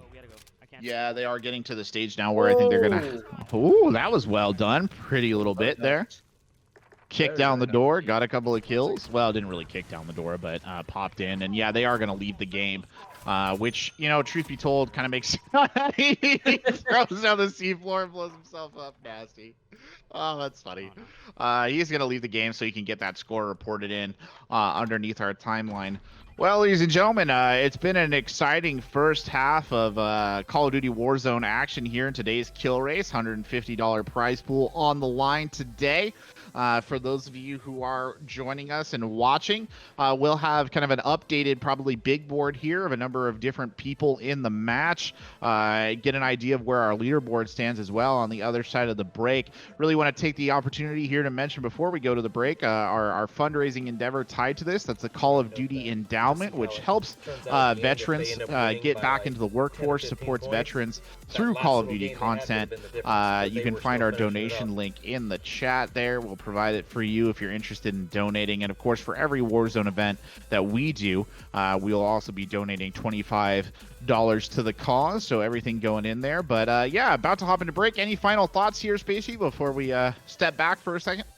I mean, we've seen a kill records and we've also seen a couple lackluster games, but needless to say, all the teams are putting in decent to solid to good to performances. I want that It's skin going to be an Razor interesting as a- second half, I can tell you that much. I don't know how I get it, but I do. Very, very true. Well, that $150 prize pool still on the line here. We'll back out here, ladies and gentlemen. The stream will be restarting. We're going to get rid of the delay that we have here because there's just no need for it. So don't panic if the stream comes down and comes back up. But we'll be back anyway, right on the side of this break with more Call of Duty action here at the Console Gaming League. Hello, ladies and gentlemen, and welcome back to the Console Gaming League, where the zone is warring today here in Call of Duty. I'm Corbec, joined here in the lovely CGL studios by Spacy on the co-commentary and skate action, handling our production for the day. And it's been an exciting first half here, Spacy. A lot of good gameplay coming out from our teams. We saw a couple of clutch holds. Some interesting moments, but our leaderboard looking a little bit more established now, so we're pulling up some of our best teams for this half. Yeah, I believe we've got 4 out of the top 5 teams on the big board now, so these are going to be the people to watch out for. They're the ones that are going to be racking up the huge kills and also the victories, but it can all change. Maybe one of the teams lower down can pull up because it's not that far apart between, I'd say, about 8th and 1st. It's about 70 points, but lower than that's a little bit further down. So potentially, all the way up until the 8th team could maybe win this off the back of a couple good games, Corbec. Yeah, definitely in flux. I don't think anybody's quite run away with it yet today. Yeah. But taking a look at the teams that we have on our big board now, just to give you an idea of who we're looking through, and some of these names would be familiar to those of you who are involved in our Warzone scene. And I'm gonna wait on you got KRC in the top left-hand corner. Top right-hand corner, Legend of Dragoons. Tormatic Gaming in the bottom left. We saw Tormatic Spacy coming out with a exciting 1v3 win in our last half here. And then in the bottom right-hand corner, we have 3 Big Uglies. So all teams, truth be told, have been here before and have shown some quality, and we'll see if they can continue that again. And we were just commenting before the break, Adzerk there with the 3.86 KD ratio, which is absolutely insane. He's that good. He flexes his KD wins level and kills on stream in his overlays. So if that doesn't say anything, then I don't know what else does.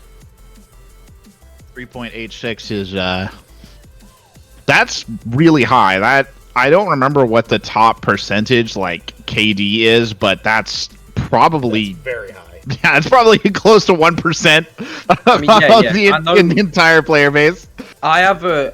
Look at that! Oh, the catch. She's gonna do it. He got it. That's just the skill you pull off at this level of play. The catch. Beautiful situation like that. I mean, going back on the percentage of players, I have a 1.2 KD on my personal account, and that's top 5% of players.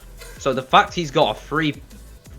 3.86, yeah. He's definitely top 1%, probably in the top couple thousand. Yeah, probably, truth be told. Oh no, his teammate's down. I don't know if that was the one that he caught though, which was a very entertaining bit of play, truth be told. He's just gonna murk somebody up there on the high ground, not even breaking a sweat. Didn't even blink on that one. Oh, what knocked? Was that a claymore that got him down there? I believe in this building. I just saw the down thing pop up, and maybe it was a claymore that got it. We'll find out as he goes to the body. Was there a claymore? I think there could have been a claymore there. I'm not 100% sure, but unfortunately we don't always get to see those things, but I'm pretty sure it was a claymore. Well, if it works, it works. Yeah. But interesting thing to note here, Corbec, is KRC, they're currently leading this kill race by how many points? Let me just check. By about 25 to 27 points. And him himself on the feed, he's using a loadout we were talking about a little bit earlier from one of the other teams. He's using the FAL with the MP7, so this is his custom class. As he just goes into a fight, just absolutely destroys somebody there. He's just better than them. Unlucky go next. But using the MP7 at close range, yes, it absolutely destroys. And then the FAL for the mid to long range engagements, that's a really smart loadout, especially if you're as good as this guy with aiming. Yeah, it really is. Yeah, the MP7 too has the benefit of that, as you can see right here, massive magazine size too for a submachine gun, 60 shots. Rounds, ridiculously high rate of fire and quite accurate as well. And combine that with the new hitting power of the FAL, and yeah, this is a very solid starting lineup here. And you can see actually they've just picked up a bounty contract, which is very nearby. But again, they are still down that teammate, and 25 points, all things considered, while it certainly is a lead, is not enough, I think, really to say that a team is kind of solidly, you know, out of range. Very much still could get caught in, and I think they're redeploying their squad mate there before they continue to push on this wanted bounty. Cool looking over bottom left hand corner, Frost going in for the superstore. People do love that superstore, I tell you what. Yeah. He's got his eyes on a kill as well. He's going to be looking for Oculus. Yeah, they got to play down there early too. squad. I think dropped in there on the roof with them, and they definitely got the better of that particular engagement as we see him just knock somebody right there and finish him off. So an early Warzone exit for that poor unfortunate soul. In the top left-hand corner, Adzerk, though, taking a couple of good meaty hits there. Has to kind of hide and pop the armor packs to get back in it, but he'll survive the majority of that counter. On the bottom right-hand corner, I think Three Big Uglies has maybe run into a little bit of ugliness of their own right there. One of them got knocked early. So that's going to kind of reset the deck here. Still, they've got teammates in. They've got the lone survivor there still fighting that one out. So we'll see what he manages to pull off here. Yeah. One thing to note as well. Go ahead. No, you. One thing to note as well, I'm just going to say the Three Big Uglies, they're very kindly putting their points on the bottom left-hand corner, so I don't have to keep tabbing back to check my leaderboard to know where they are in this situation. That's just very kind of them. I appreciate it greatly. That's damn civilized. Damn civilized. Adzerk, I was gonna say, when I cut you off there, Adzerk and crew, they just finished off a bounty right there, and they have collected their teammates. So now they're riding for victory. Now on the other hand side, is they'll stop and get that loadout station real quick, and there goes the trophy system hood ornament there to protect the car. And now it's everybody back in for the road trip. Restroom break is over. Everybody back in. Up to the shop to buy some armor, and he should drop in his cash for the rest of his team to buy the rest of the stuff. But what I was just gonna say, we got notified a little bit early on that KRC and the Three Big Uglies, they are past winners, so they've got the winning experience, and they're definitely looking to do it again, as both these teams are in the top 5. Oh yeah, they are very solid squads. I mean, I think everybody that we're seeing on the board right now are teams with at least some sort of reputation and good finishes in all of our games. I think we've seen it coming out from all of them, and a mixture here, I think, of NA and EU as well, which is nice to see at this stage too. You know, we only recently switched over to a system in which we have both sides play at the same time, and I do think it has added a sort of competitive element as we see a bit of a traffic collision here on the top left-hand corner. Backwards, the guy rolled up in the buggy there, kind of ran into him, and then turned around and drove off. Driving at that backwards. That was pretty funny. Good. What are we watching? Are we watching Need for Speed or Call of Duty? They were just driving after each other. Fast and Furious 9 right there. Just a sneak preview of what that's going to look like. Sneak peek. Yeah, is it 9? I think it's 9. I lose track. Sure. I've lost track. It could be 10. It could even be 11 at this stage. God only knows. A bunch of spin-offs as well now, so nobody. Yeah, that muddies the water a little bit as well. And they're stopping in at the shop there, pick up some beef jerky and Mountain Dew for the road trip, and then everybody back in the car. As they continue on their way. Helicopter coming out here in the top right-hand corner for Fitz and the boys. Always an interesting, the helicopter. Never really... Legend of Dragoons there, the helicopter, for what it's worth. That's the team name. It's always interesting to see what happens. They usually just drop straight onto somebody. Unfortunately, they do lose a teammate there. I think they should be able to get the revive. Currently just camping the stairs here, trying to see if anybody comes up to rescue the individual they just kind of burned down, but I think they killed him too quickly for any kind of bait to be used there, Spacy. They got 3 of them on a fucking just murdered whoever that was. Yeah, I mean... I think we've got the situation again where I'm slightly delayed on those that feed. Oh, no. At the moment, they're in the helicopter for me, so I don't know what you've just seen. But, oh, they're in the fight now. Okay, there we are. I've seen what you've just said. So it did the animation of opening the door and the guy like stepping in the car as he's going full speed down. Needless to say, they're just racking up these. Yeah, they didn't really think that Can't see the through. exact number but they're on, but nevertheless, they're adding to their tally every couple They need to minutes. adjust that if you're moving and have the guy like. Indeed. Well, here in the future, KRC still driving around in that car, getting some kills in here. Hunting for a new target. Oh, got one. Shots coming in there. Fitz as well. He's got somebody down, trying to get somebody down. Does get a down. Looks like KRC Adzerk did find a target, but he hops out of the car and gets immediately lasered out. So Adzerk with a uncharacteristic death there at that stage as he goes into the gulag with the Dragunov again in the future. Yeah, I think he's alright. I think it's the top right this 4 time. and 44 now. Yeah, his record's gone to 4. I don't know how he's this good, but his gulag record is that. I don't know whether it's. I mean, judging by the way the font's typed out with the lowercase and the uppercases, I'm not sure it. Yeah, I'm not sure it might be completely accurate, but it may be reversed. Oh, that could be true. Yeah. I do like the idea that 44 win. Well, 45 now. It is, but I have no idea if he's. It's uncharacteristic if it's he's a great lost troll. from that many gulags. I do like the idea that he's 3 and 44 in gulag, so that would be very funny. I don't see how it would work though with it. That many kills in that case. Yeah, being that good, I don't know either, but it would be absolutely hysterical, truth be told. That he's just gonna come down, and I think that might have been the guy who killed him. Ah! No, vengeance from beyond the grave, the revenant. That is Adzerk coming back to get the kills. Bottom left-hand corner, Frost outside the superstore, buying in and getting the loadout drop coming out quickly. And Adzerk, unfortunately, immediately running into trouble. Gets lasered down. Not been a good series of events for him, but unfortunately, there will be no second gulag. So life is a little rough there. Frost and Co. They're in a car as well. They've chosen to go for the kind of roof topper, not quite the hood ornament style of trophy system, but that's okay. It's working for them. I think how the trophy system works, it doesn't matter where you put it on the car as long as it's on there. It'll cover you. Yeah. Okay. I mean, I think get it right there.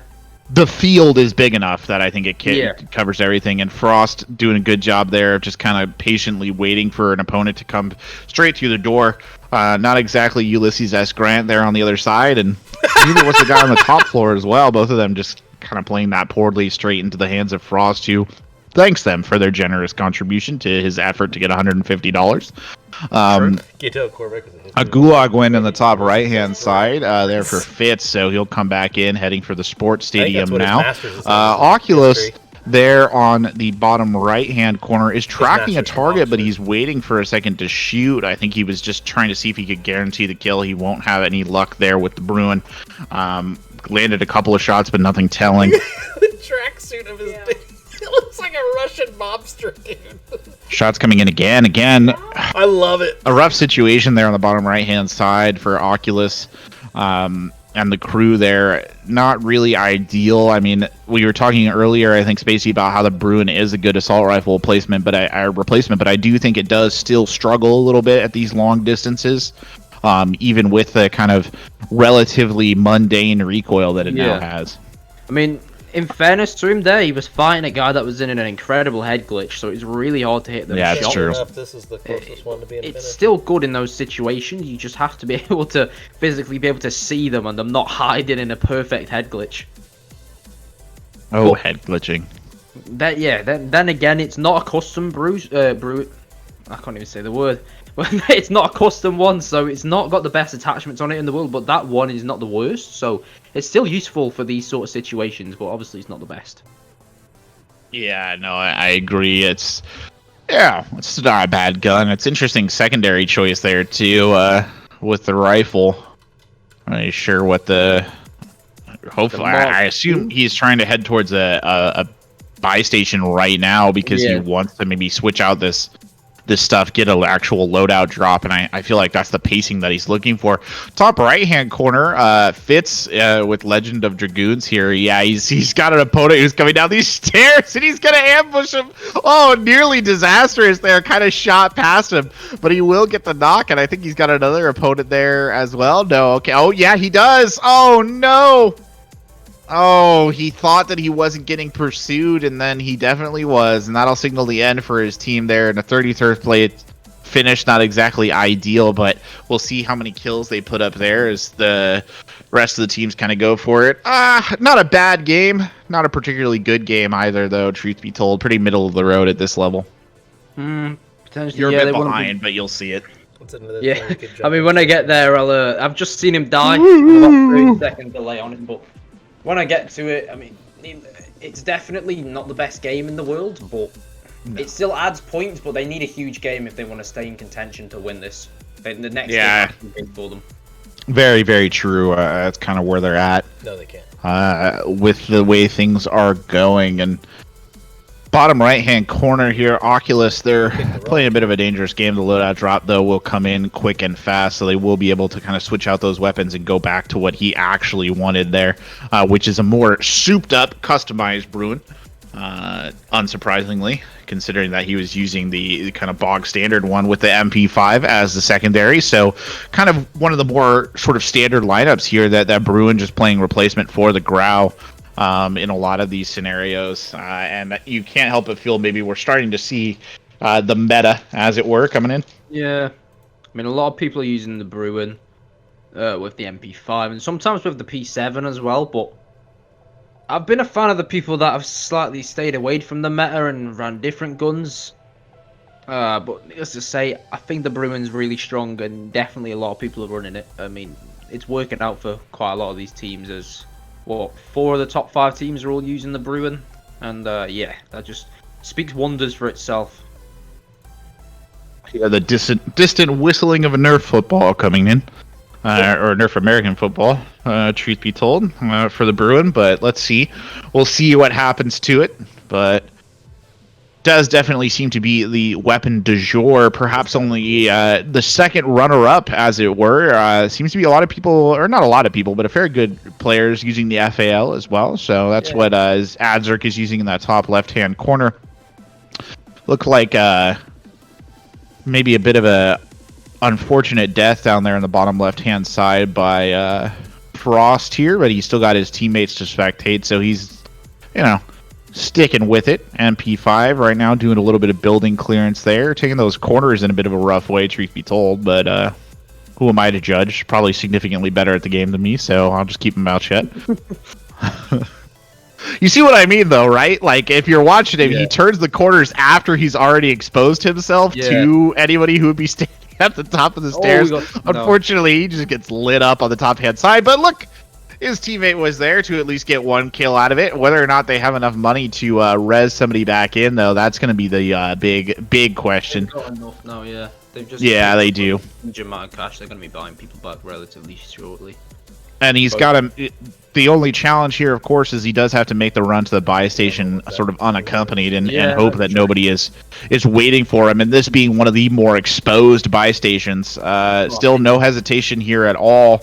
As he'll just drop down and make the buy right away. Yeah, he's gone to Superstore to buy his teammates back, which is definitely risky considering we know a load of people dropped there. Yeah, but it worked out. They got both. They got just one of the teammates back so far. So Frost himself's been has dropped back in. Oh no, the third one's back now. So the full squad have been reunited, and they're going to be looking to pick up the scraps that the remains from the Superstore fight, and they're just gonna go and hopefully get enough money to buy a loadout and maybe take a win here. They're only on the 3rd zone, so it's a little bit, you know, they've still got a long ways to go, but they've just seen guns on the floor. They're gonna pick up, as we said, the scraps. He's found. Are they? No, I don't think they're his guns. They're similar. No. Yeah, they're similar though. He's got like a Bruin and something else. I think he's managed a Bruin and an MP5 basically. Those were like. They're similar to what... They're not his guns, but they're like what he was running. So he's literally got the same loadout in an essence, without the perks. Good stuff there. Top 4. Looks like we saw there, just for a second, Oculus getting taken out, which is a bit unfortunate in the Gulag. But, a bit rough. That is unfortunate. Helicopter coming out in the top left corner, and it does seem like Legend of Dragoons, they do like themselves a good helicopter, Spacey. I think this is the second time we saw them running on that. And a 16th place finish for Frost there. That's a bit unfortunate. So that's not going to do too much wonders to his overall, team points. So they're going to have to step it up for the next match. I mean, they only got 19 kills with about 6 to 7k damage done. So it's not the greatest points in the world, but next game, it's anybody's story. Hopefully they can get a win for themselves and just keep bumping the points up. Oh no. Kind of a lot of disasters playing out here across our screens. Multiple people down. Yeah. Getting a revive there in the top left corner is Adzerk, but in the top right-hand corner, the revive will come in for Fitzy, so that's good. Oculus, his teammate up on the roof there, actually getting some really good shots in, so trying to kind of make up the difference for the loss of their squad member there as he just checks the heartbeat sensor for a second, make sure that nobody's trying to sneak up on him up on the high ground. They've got targets in sight here, but again, really don't have, I think, the wherewithal to push this, truth be told, as he mounts up there for half a second. And again, he's just waiting for someone to pop their head up there and get the shots in. A little bit of maybe frustration firing. He's using the Kilo 141 here. Oh, no. We've not seen it happen to... Oh, that's unfortunate. But we've not seen it... We've not seen too many people using the Kilo so far. No. I would say it's not a very popular choice. Yeah, I think KLC's been using it a little. Sorry, Adzerk in the top left. He's been using it. I think he's running it right now, actually, as well. Speak of the devil, yeah, he is. But it's not been that prolific. But the people that as I say, Adzerk just absolutely ruined somebody and just lasered them. But he's got a good aim, so he can probably make most guns work. But is it smart to run this Kilo, considering the time to kill is not as good as something, say, the FAL or the Bruin in this situation? Yeah, that was my thought process on it as well. The TTK is just not there. It obviously is like, if you're in a pinch situation and you need a gun, right? I don't think anybody's gonna say, "Oh, don't take that." Like, it's perfectly acceptable in terms of assault rifle, but is it the gun of choice? Is it something that you want to invest your loadout into and kind of run as your quote main weapon? No, definitely not. I mean, I think there are better choices. If you're a more casual player, then sure, if it makes you happy, I'd say go for it. But when we're trying to compete, or people are trying to compete at this higher level, I just don't know that you can justify it. Score update.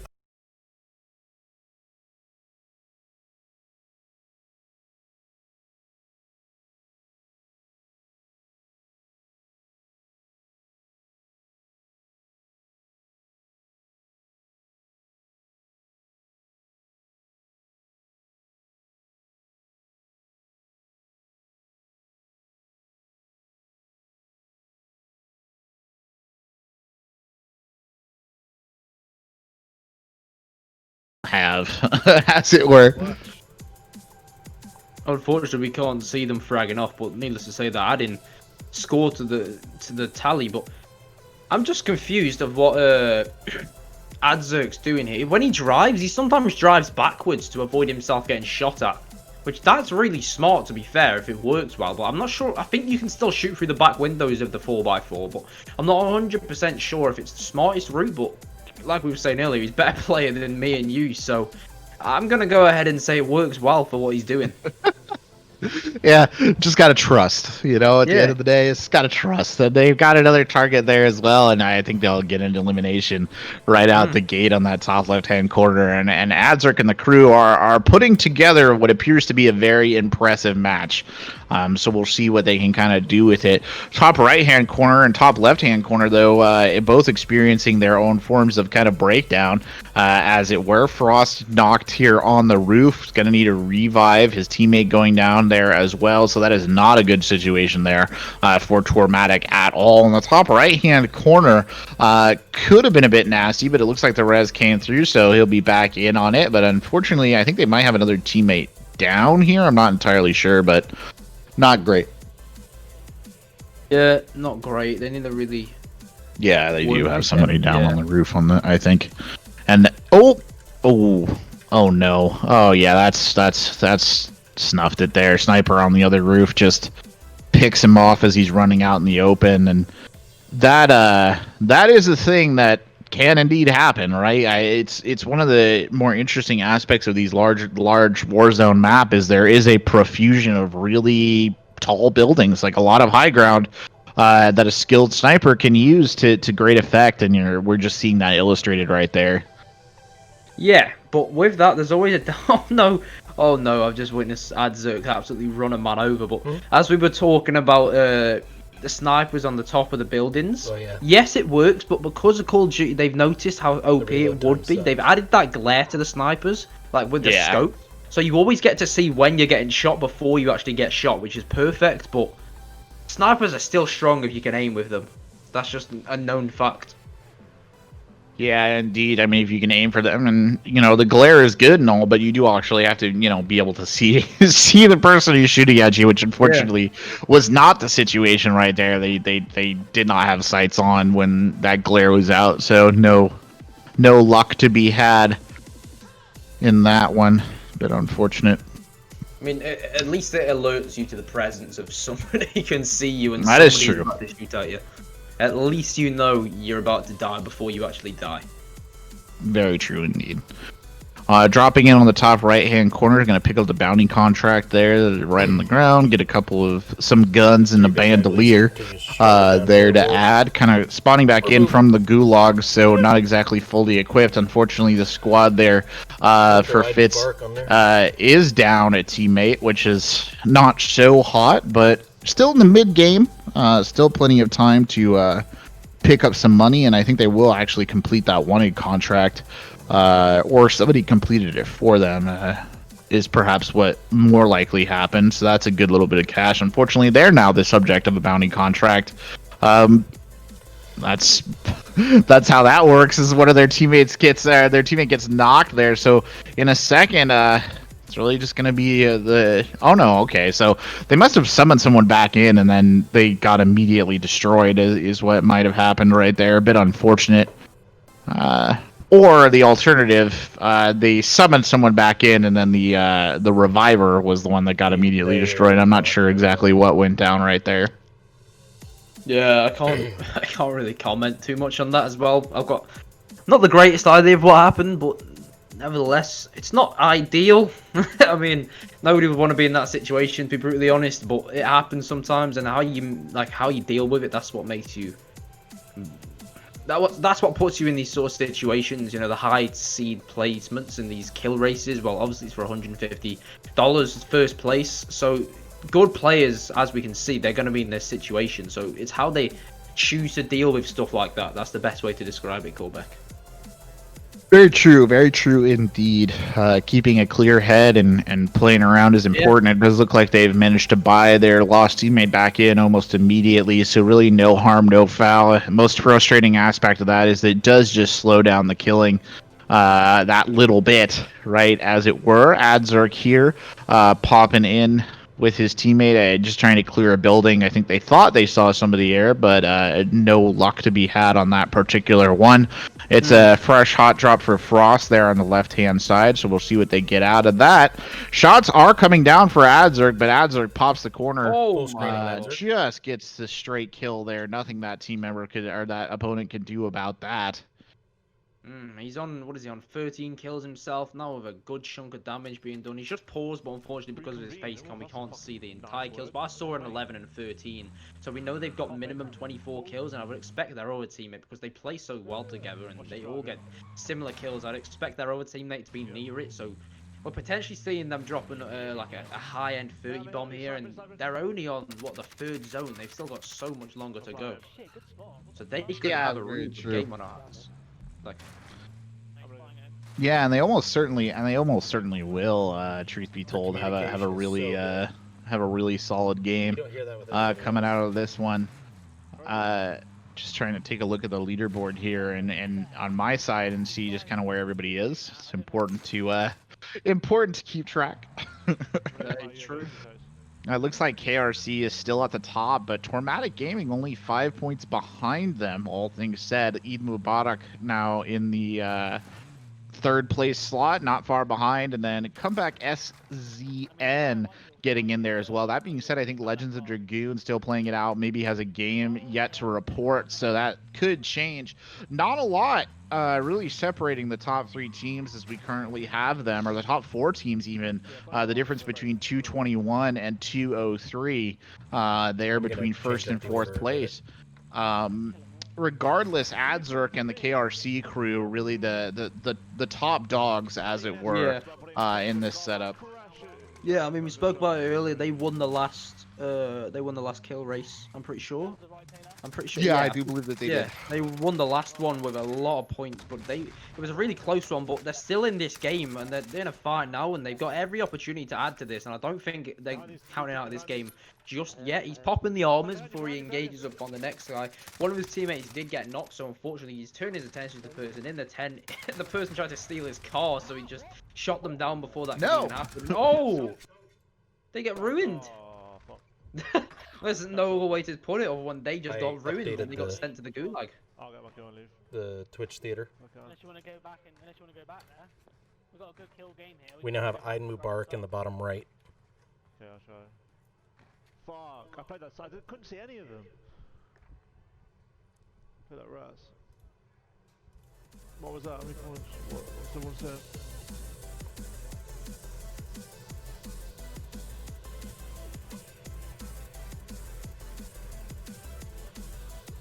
You're muted, Corbec. My apologies. Apparently I was muted. That's good. I was actually giving out serious government secrets, so good thing we were muted, right? I know, that would have been tragic. Good thing I muted myself. No, regardless, we now have Eid Mubarak back on the big board in the bottom right-hand corner to show us a little bit of gameplay. And coming out the door, already getting kills here on the big board as they were trying to chase him with there. They jumped through a window. So I hate when that happens. Gets him in the end, though. Well done. I mean, interesting to see. We're finally getting a look at Eid now, and they're running an M4 MP5 class. So once again, we've not seen these gun loadouts very often. I think this is the first time I've actually saw somebody use the M4. So M4 is a very good gun if you can control the recoil. So if they're able to do that, it's definitely going to put them in a really good position. Yeah, definitely, and we'll see, I guess, in a second what they can do in the top right-hand corner there. That's Fitz again. He's getting a kill there in the tight kind of confines of that stairwell. A good solid knock, all things considered. That gas is coming in, though, so they're going to have to just be a little bit cautious with him. He's got his kilo we were talking about earlier there as well, as he just descends from the rooftop, and I'm trying to figure out what exactly his plan is here. I think maybe they think they've got an opponent in here, and he's just going to try and press it out. Yep, sure enough. Somebody stepped through the door there, and he'll push him in, and if they're blinded, they can't do anything, and he'll just secure an easy kill there if it's for the cost of one flash grenade, getting the pick. Yeah, I believe as you were saying that though, Corbec, Adzerk, unfortunately, they all lost their gulag, his team, so they backed out. Oh, no. Save time, but I still think they clocked up a really solid amount of kills, so we'll see that game come through, and I think they'll be pushing their lead a little bit further considering they're at the top of a minute and this game yet hasn't been reported.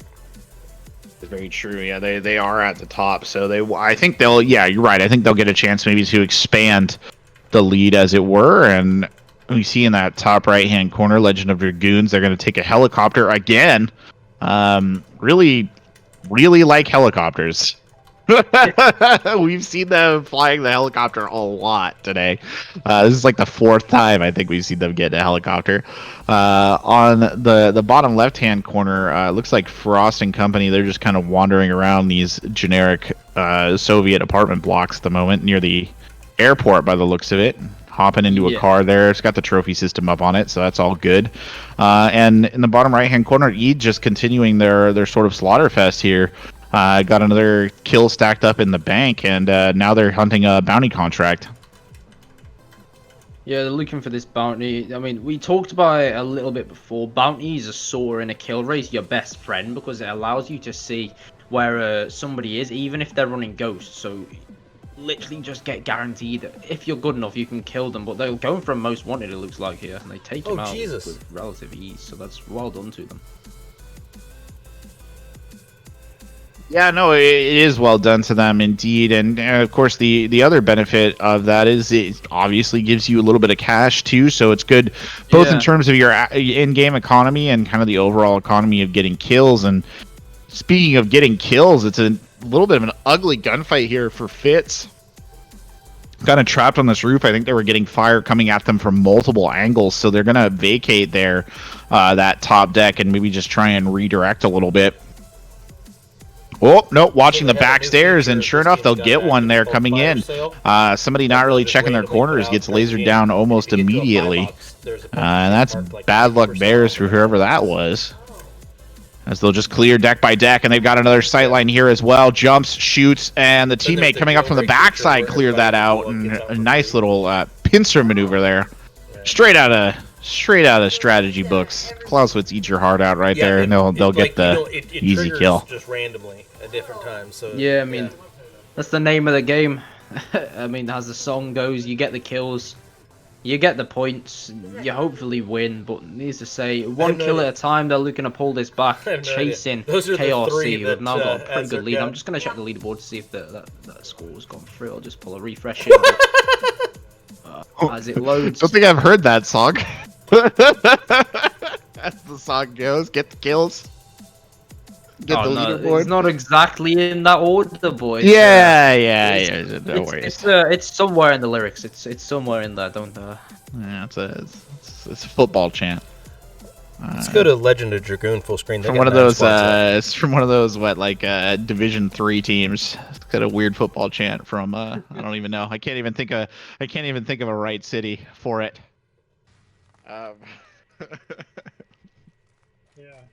Lesser Wimbledon AFC.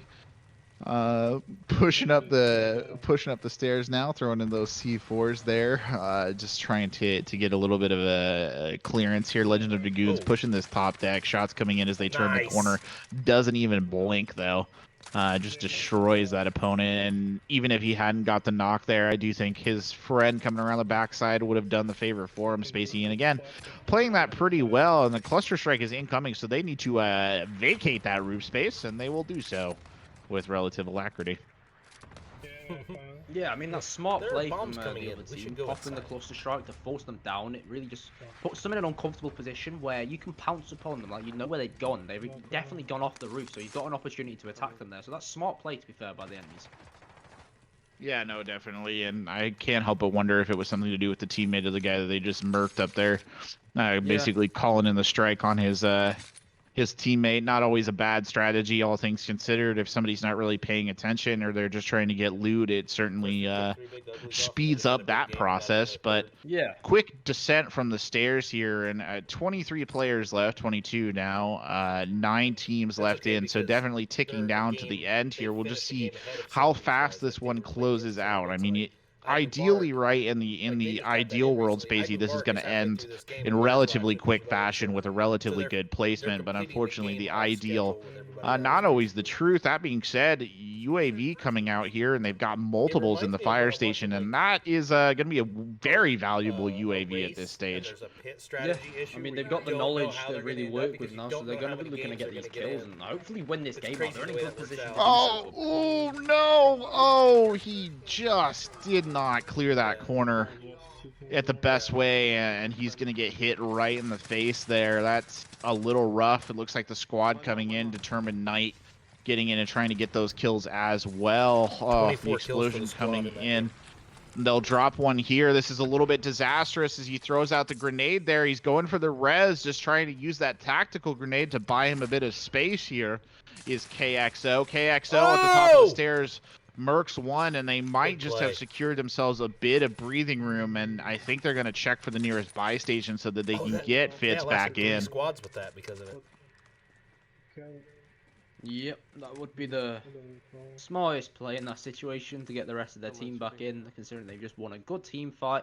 But like we said, that UAV was so huge, they'd have definitely lost that if they didn't know the amount of people that were in there. Yeah, very, very true indeed. It was a really good play, or it was a really good play by Knight and KXO there to turn that one around, because admittedly I think Fitz maybe a bit wrong-footed there as he came around that corner. It was like he expected it, but he didn't quite expect it. Sometimes when you hit those corners, right, there's nothing you can do but be a little bit surprised as they turn over to the buy station here by the Ferris wheel, and that'll get Fitz back in the match, though. Fitz is going to have to make the decision of whether he goes back to where he died to pick up his guns or whether he just goes straight somewhere else. And you can see he's kind of serving as the mobile UAV here around the fire station, checking his angles, and it does look like he'll be going back in for his loadout. Yeah, that's smart play from him, to be fair. Using his... Oh. Yeah, you saw that as well. Somebody shot at him. Who knows where it was from, but I saw it fly, I can tell you that much. Yeah. But as I was saying before that happened, you know, being in that situation of being in the air, you got an aerial advantage, so you technically are sort of a UAV, as you were talking about, for your team. You just scout out and give the knowledge to really help them play in that situation. Considering you've just been brought back, you've not got any guns, you've only got your X16 pistol to work with, so it's not the greatest, but they made use of it. They've got an actual UAV right now, which is giving them some very valuable tactical positioning, and you can see that in that building that he's currently looking at, there's a team of 3, possibly more. There's a lot of red dots, and I'm not sure what to make of that exactly. I think some of those are just pings as they begin to, you know, consider taking these stairs, and so they know that there are opponents here, and I think Fitz is just trying to play this cautiously, making sure basically nobody drops down behind him. Unfortunately, they'll lose Knight in the mid ground from the damage on the high ground, a precision airstrike coming in on the top deck, so really kind of walk themselves into the middle of a bit of a battle here right now, and not a lot they can do about Fitz being taken out, and they're actually just going to vacate and go back. Pulling up the contract on the most wanted here, so they'll just get an idea of where they are. And somebody dropping in over the top there is murked almost immediately. Can't really blame them for that. Solid bit of play there. KXO, though, out in this open ground, could be a bit of a dangerous situation. KXO actually having to fire. I'm not sure exactly what at. And KXO will get down, and I can't help but feel that's whoever is still holding this high ground position above them. And a brave maneuver there by Fitz Domination to actually stand in the open there and collect the stuff from his teammate's dead body. Does have that UAV, and Spacy, I got to admit, there must be a little bit of a temptation to actually use that as he gets into there. Sure enough, and he's got one target up on the high ground, but this is not a good gunfight. Yeah, it's not a good situation you want to be in, but needless to say, it's hard to say until you actually see whether it benefited you in the long run or not, but it's... in the short run, it's not the worst, but not the best at the same time, if you understand what I'm saying. Yeah, I feel you. Getting some shots in there, puts on the gas mask. Not a lot he can do. Again, pushing that poison gas sector. He'll drop into this last zone. Still 5 teams left here.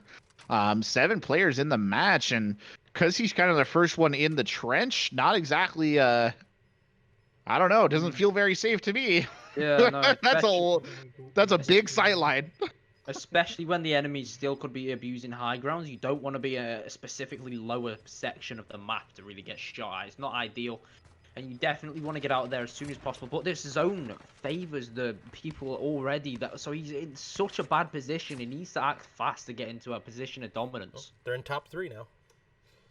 Yeah, they are in top 3 squads, but still, again, like you said, this is not an ideal situation. Yeah.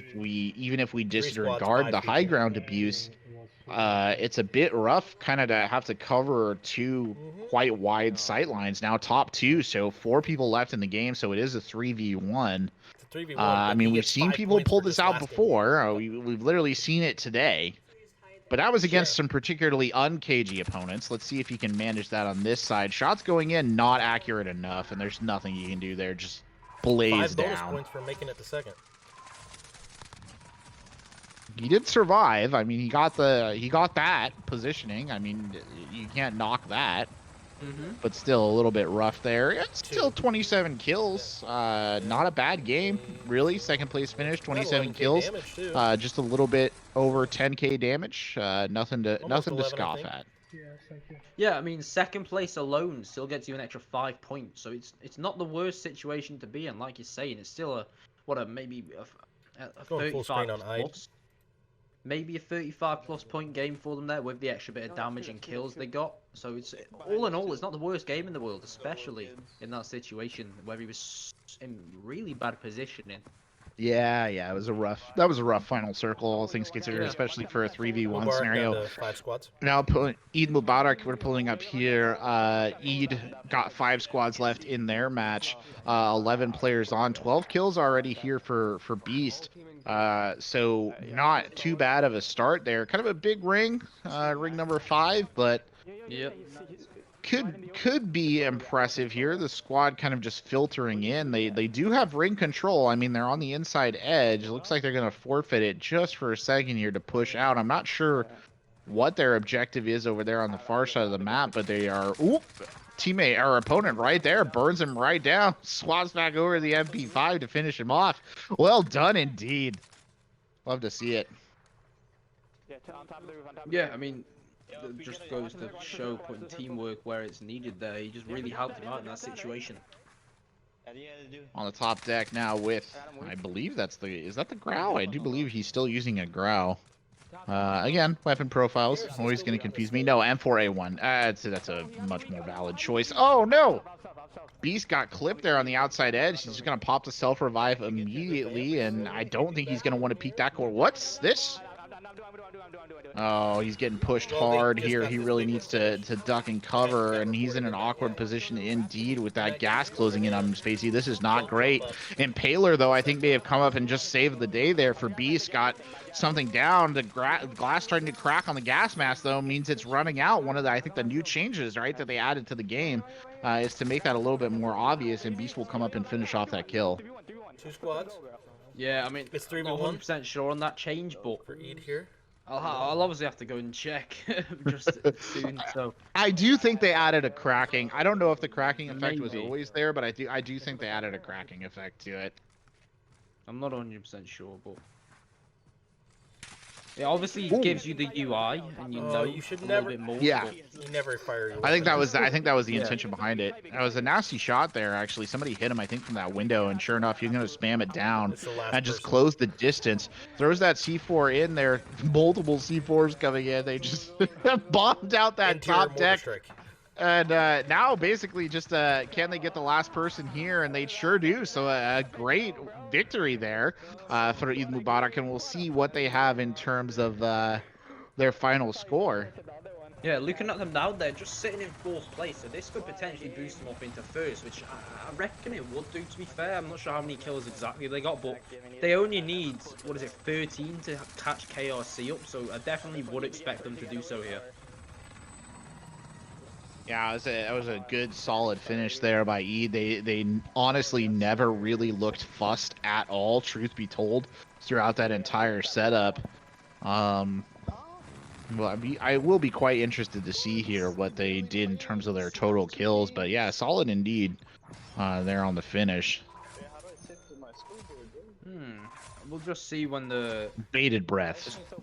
we'll just see when the leaderboard refreshes. That's a really solid game from them. That is a lot of points coming in there. 15, 13, 11. Good amount of damage on the back end of it as well. What is it, just 29 kills with a lot of damage? So yeah, they'll definitely be in 1st place unless some other team submits a score next. But they'll definitely That be was 1st 12k for the time damage. being. 12k damage, we've just been informed by the producer. So Going back to full definitely I think they'll be going up into 1st position for a little bit of time. KRC, of course, in a match of their own, so trying to close this out. Maybe if they check the leaderboard there, we'll feel a little bit of fire there from Eid, putting in the pressure. Frost not having any luck down there on Tormatic Gaming, just gonna bleed out. Oh, even as I say that, the teammate showing up at the absolute last second to save Tormatic there, and that was really good timing because as soon as they got him back up, the gulag closed. So literally the Guardian Angel came and swooped in and picked him up. That was clutch. Looks like top left-hand corner Adzerk and the KRC crew have popped a Blackbird there, if I don't miss my mark, and you can tell because it's a plethora, a veritable horde of red dots. There's a fair few, I can tell you that much. I think it may have been a fire sale considering they've got so many UAVs. I'm not 100% sure whether it was or they just had that much money that they managed to buy, what, three UAVs or 4, something like that. But if they had spare 12k, then why not? But I think it probably could have been a fire sale. Yeah, it could very well have been a fire sale that enabled them to do that. Just for reference to those of you who might not be fully in touch with the lingo, the Blackbird is activating 3 UAVs at once, which it gives you kind of like a super UAV that shows a lot of targets. Yeah. Or pretty much every target on the map, if I remember correctly.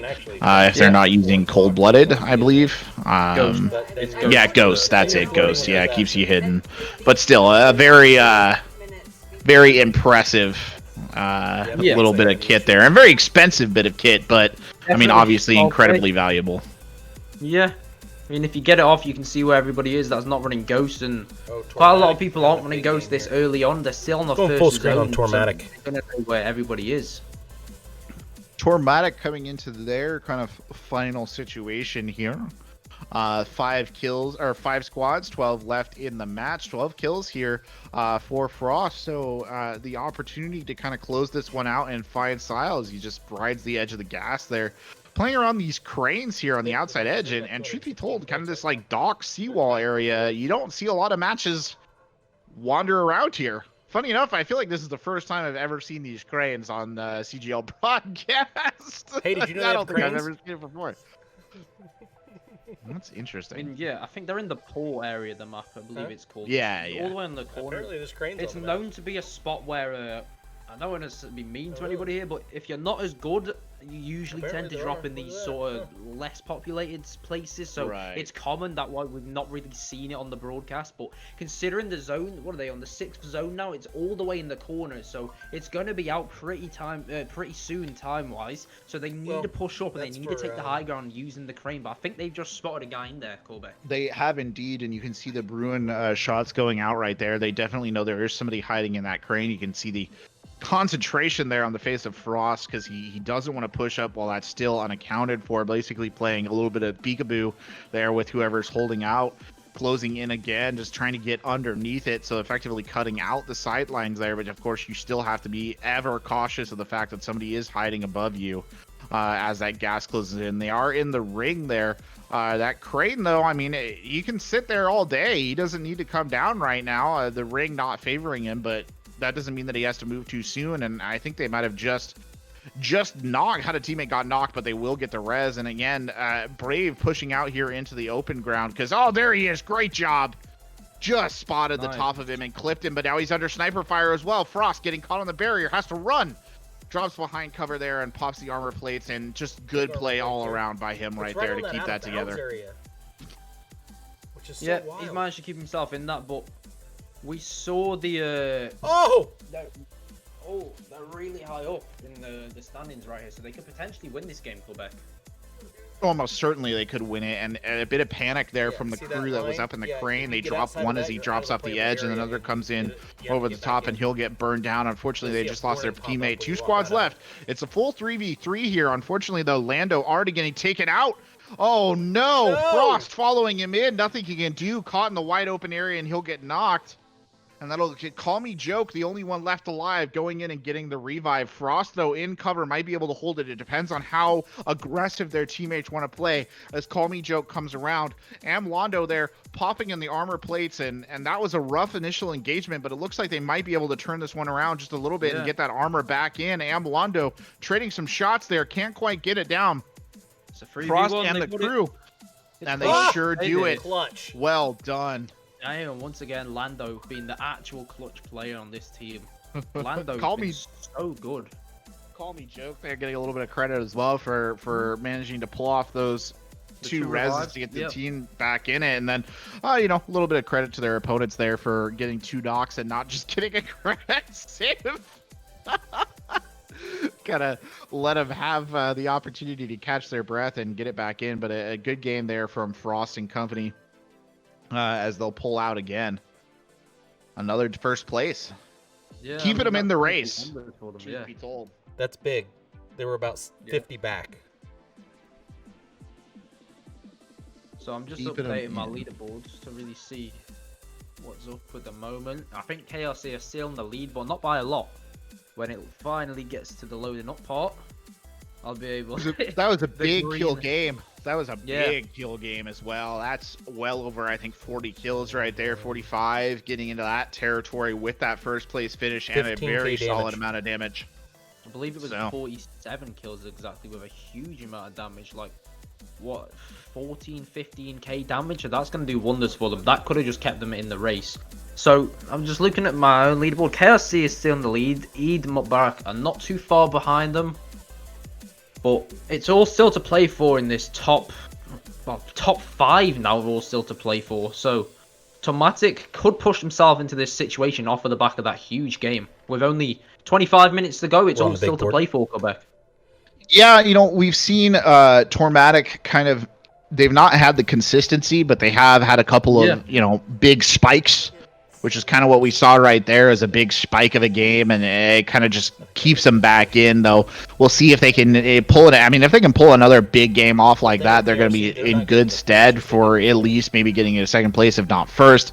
We are kind of starting to run down the time, though, getting close to the 20-minute mark here, so the pressure is on. These teams may not be in their last games, but certainly in their second-to-last matches here. In the top right-hand corner, we see Fitz Domination chasing a car with a car, as you do. Trophy system hood ornament in full display there. And I think they will have eliminated the most wanted there, so a good job clearing that bounty up and getting the bonus off the contract.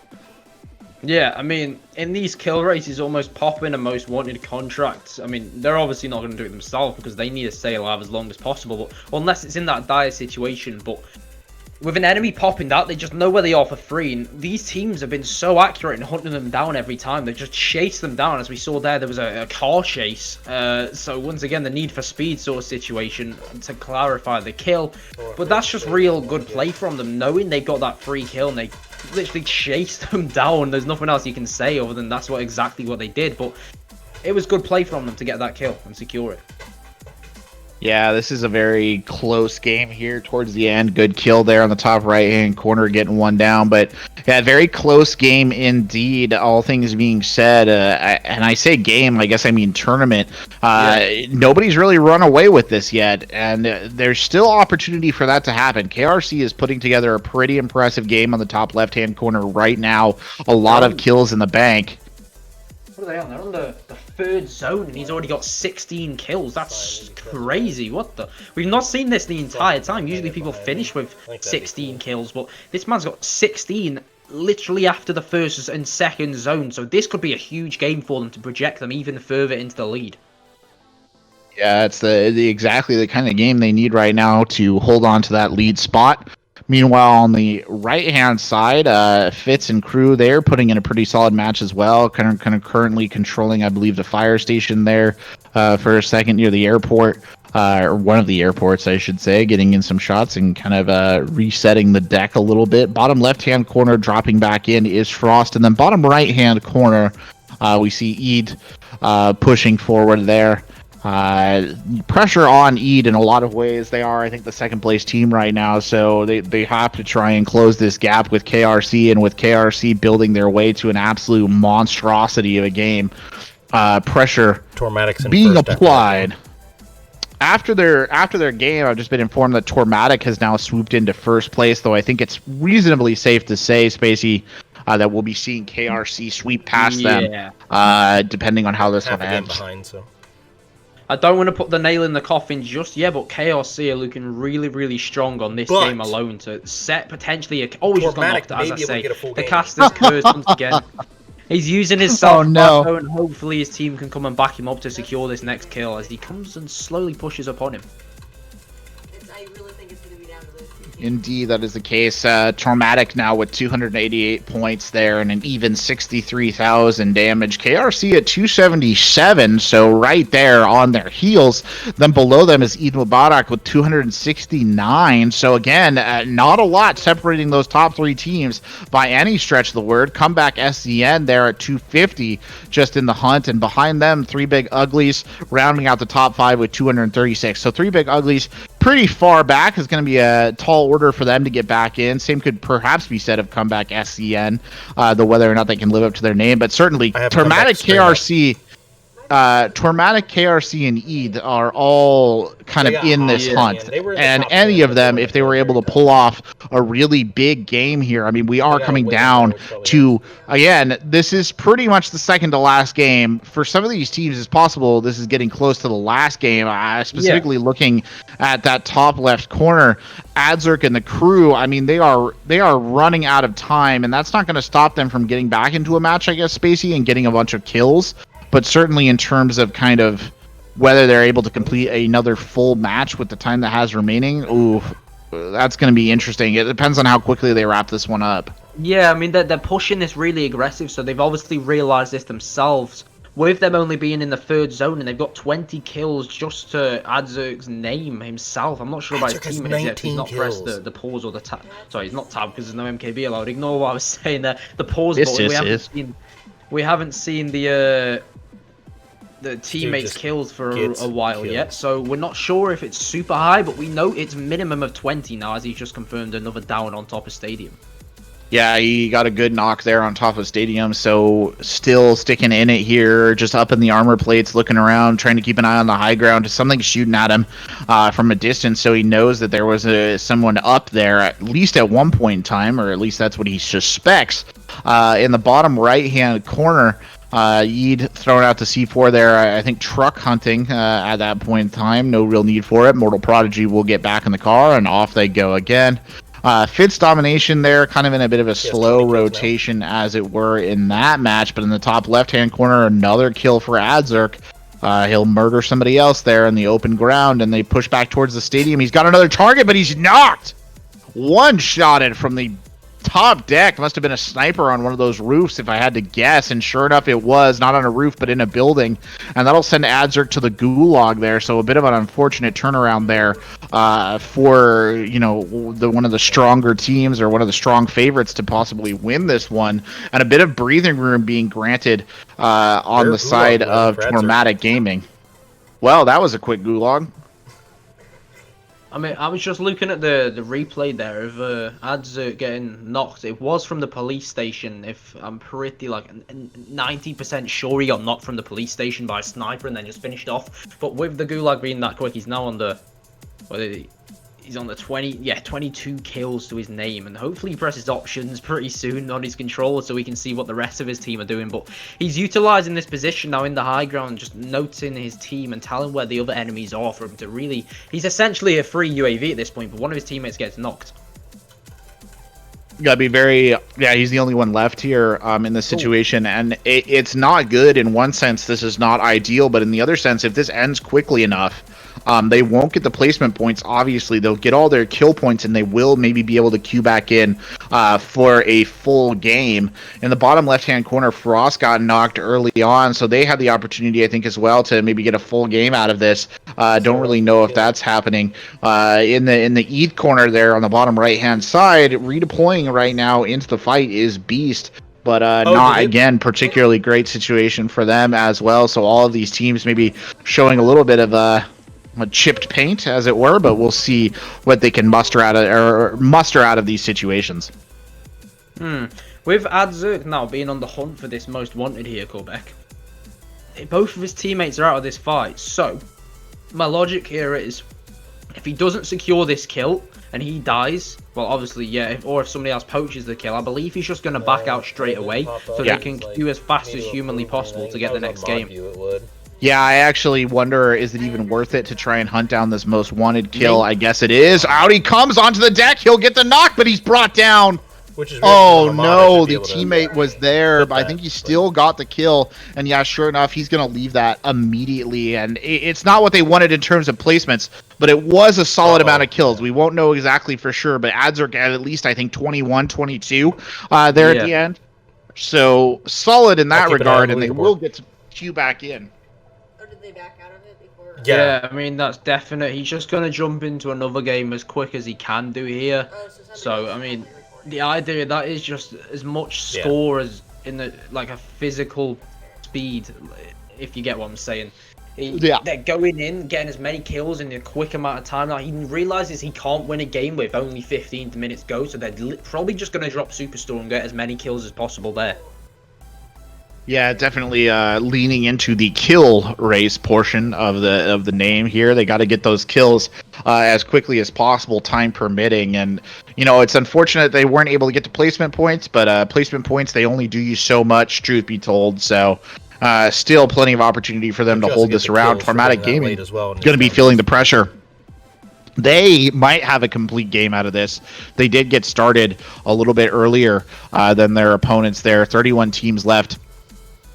77 players, make that 76 players, but only 2 kills to Frost's name right now, which is not good, because this has to be a big game, and we might be, I think, starting to see where we run into the problems with consistency.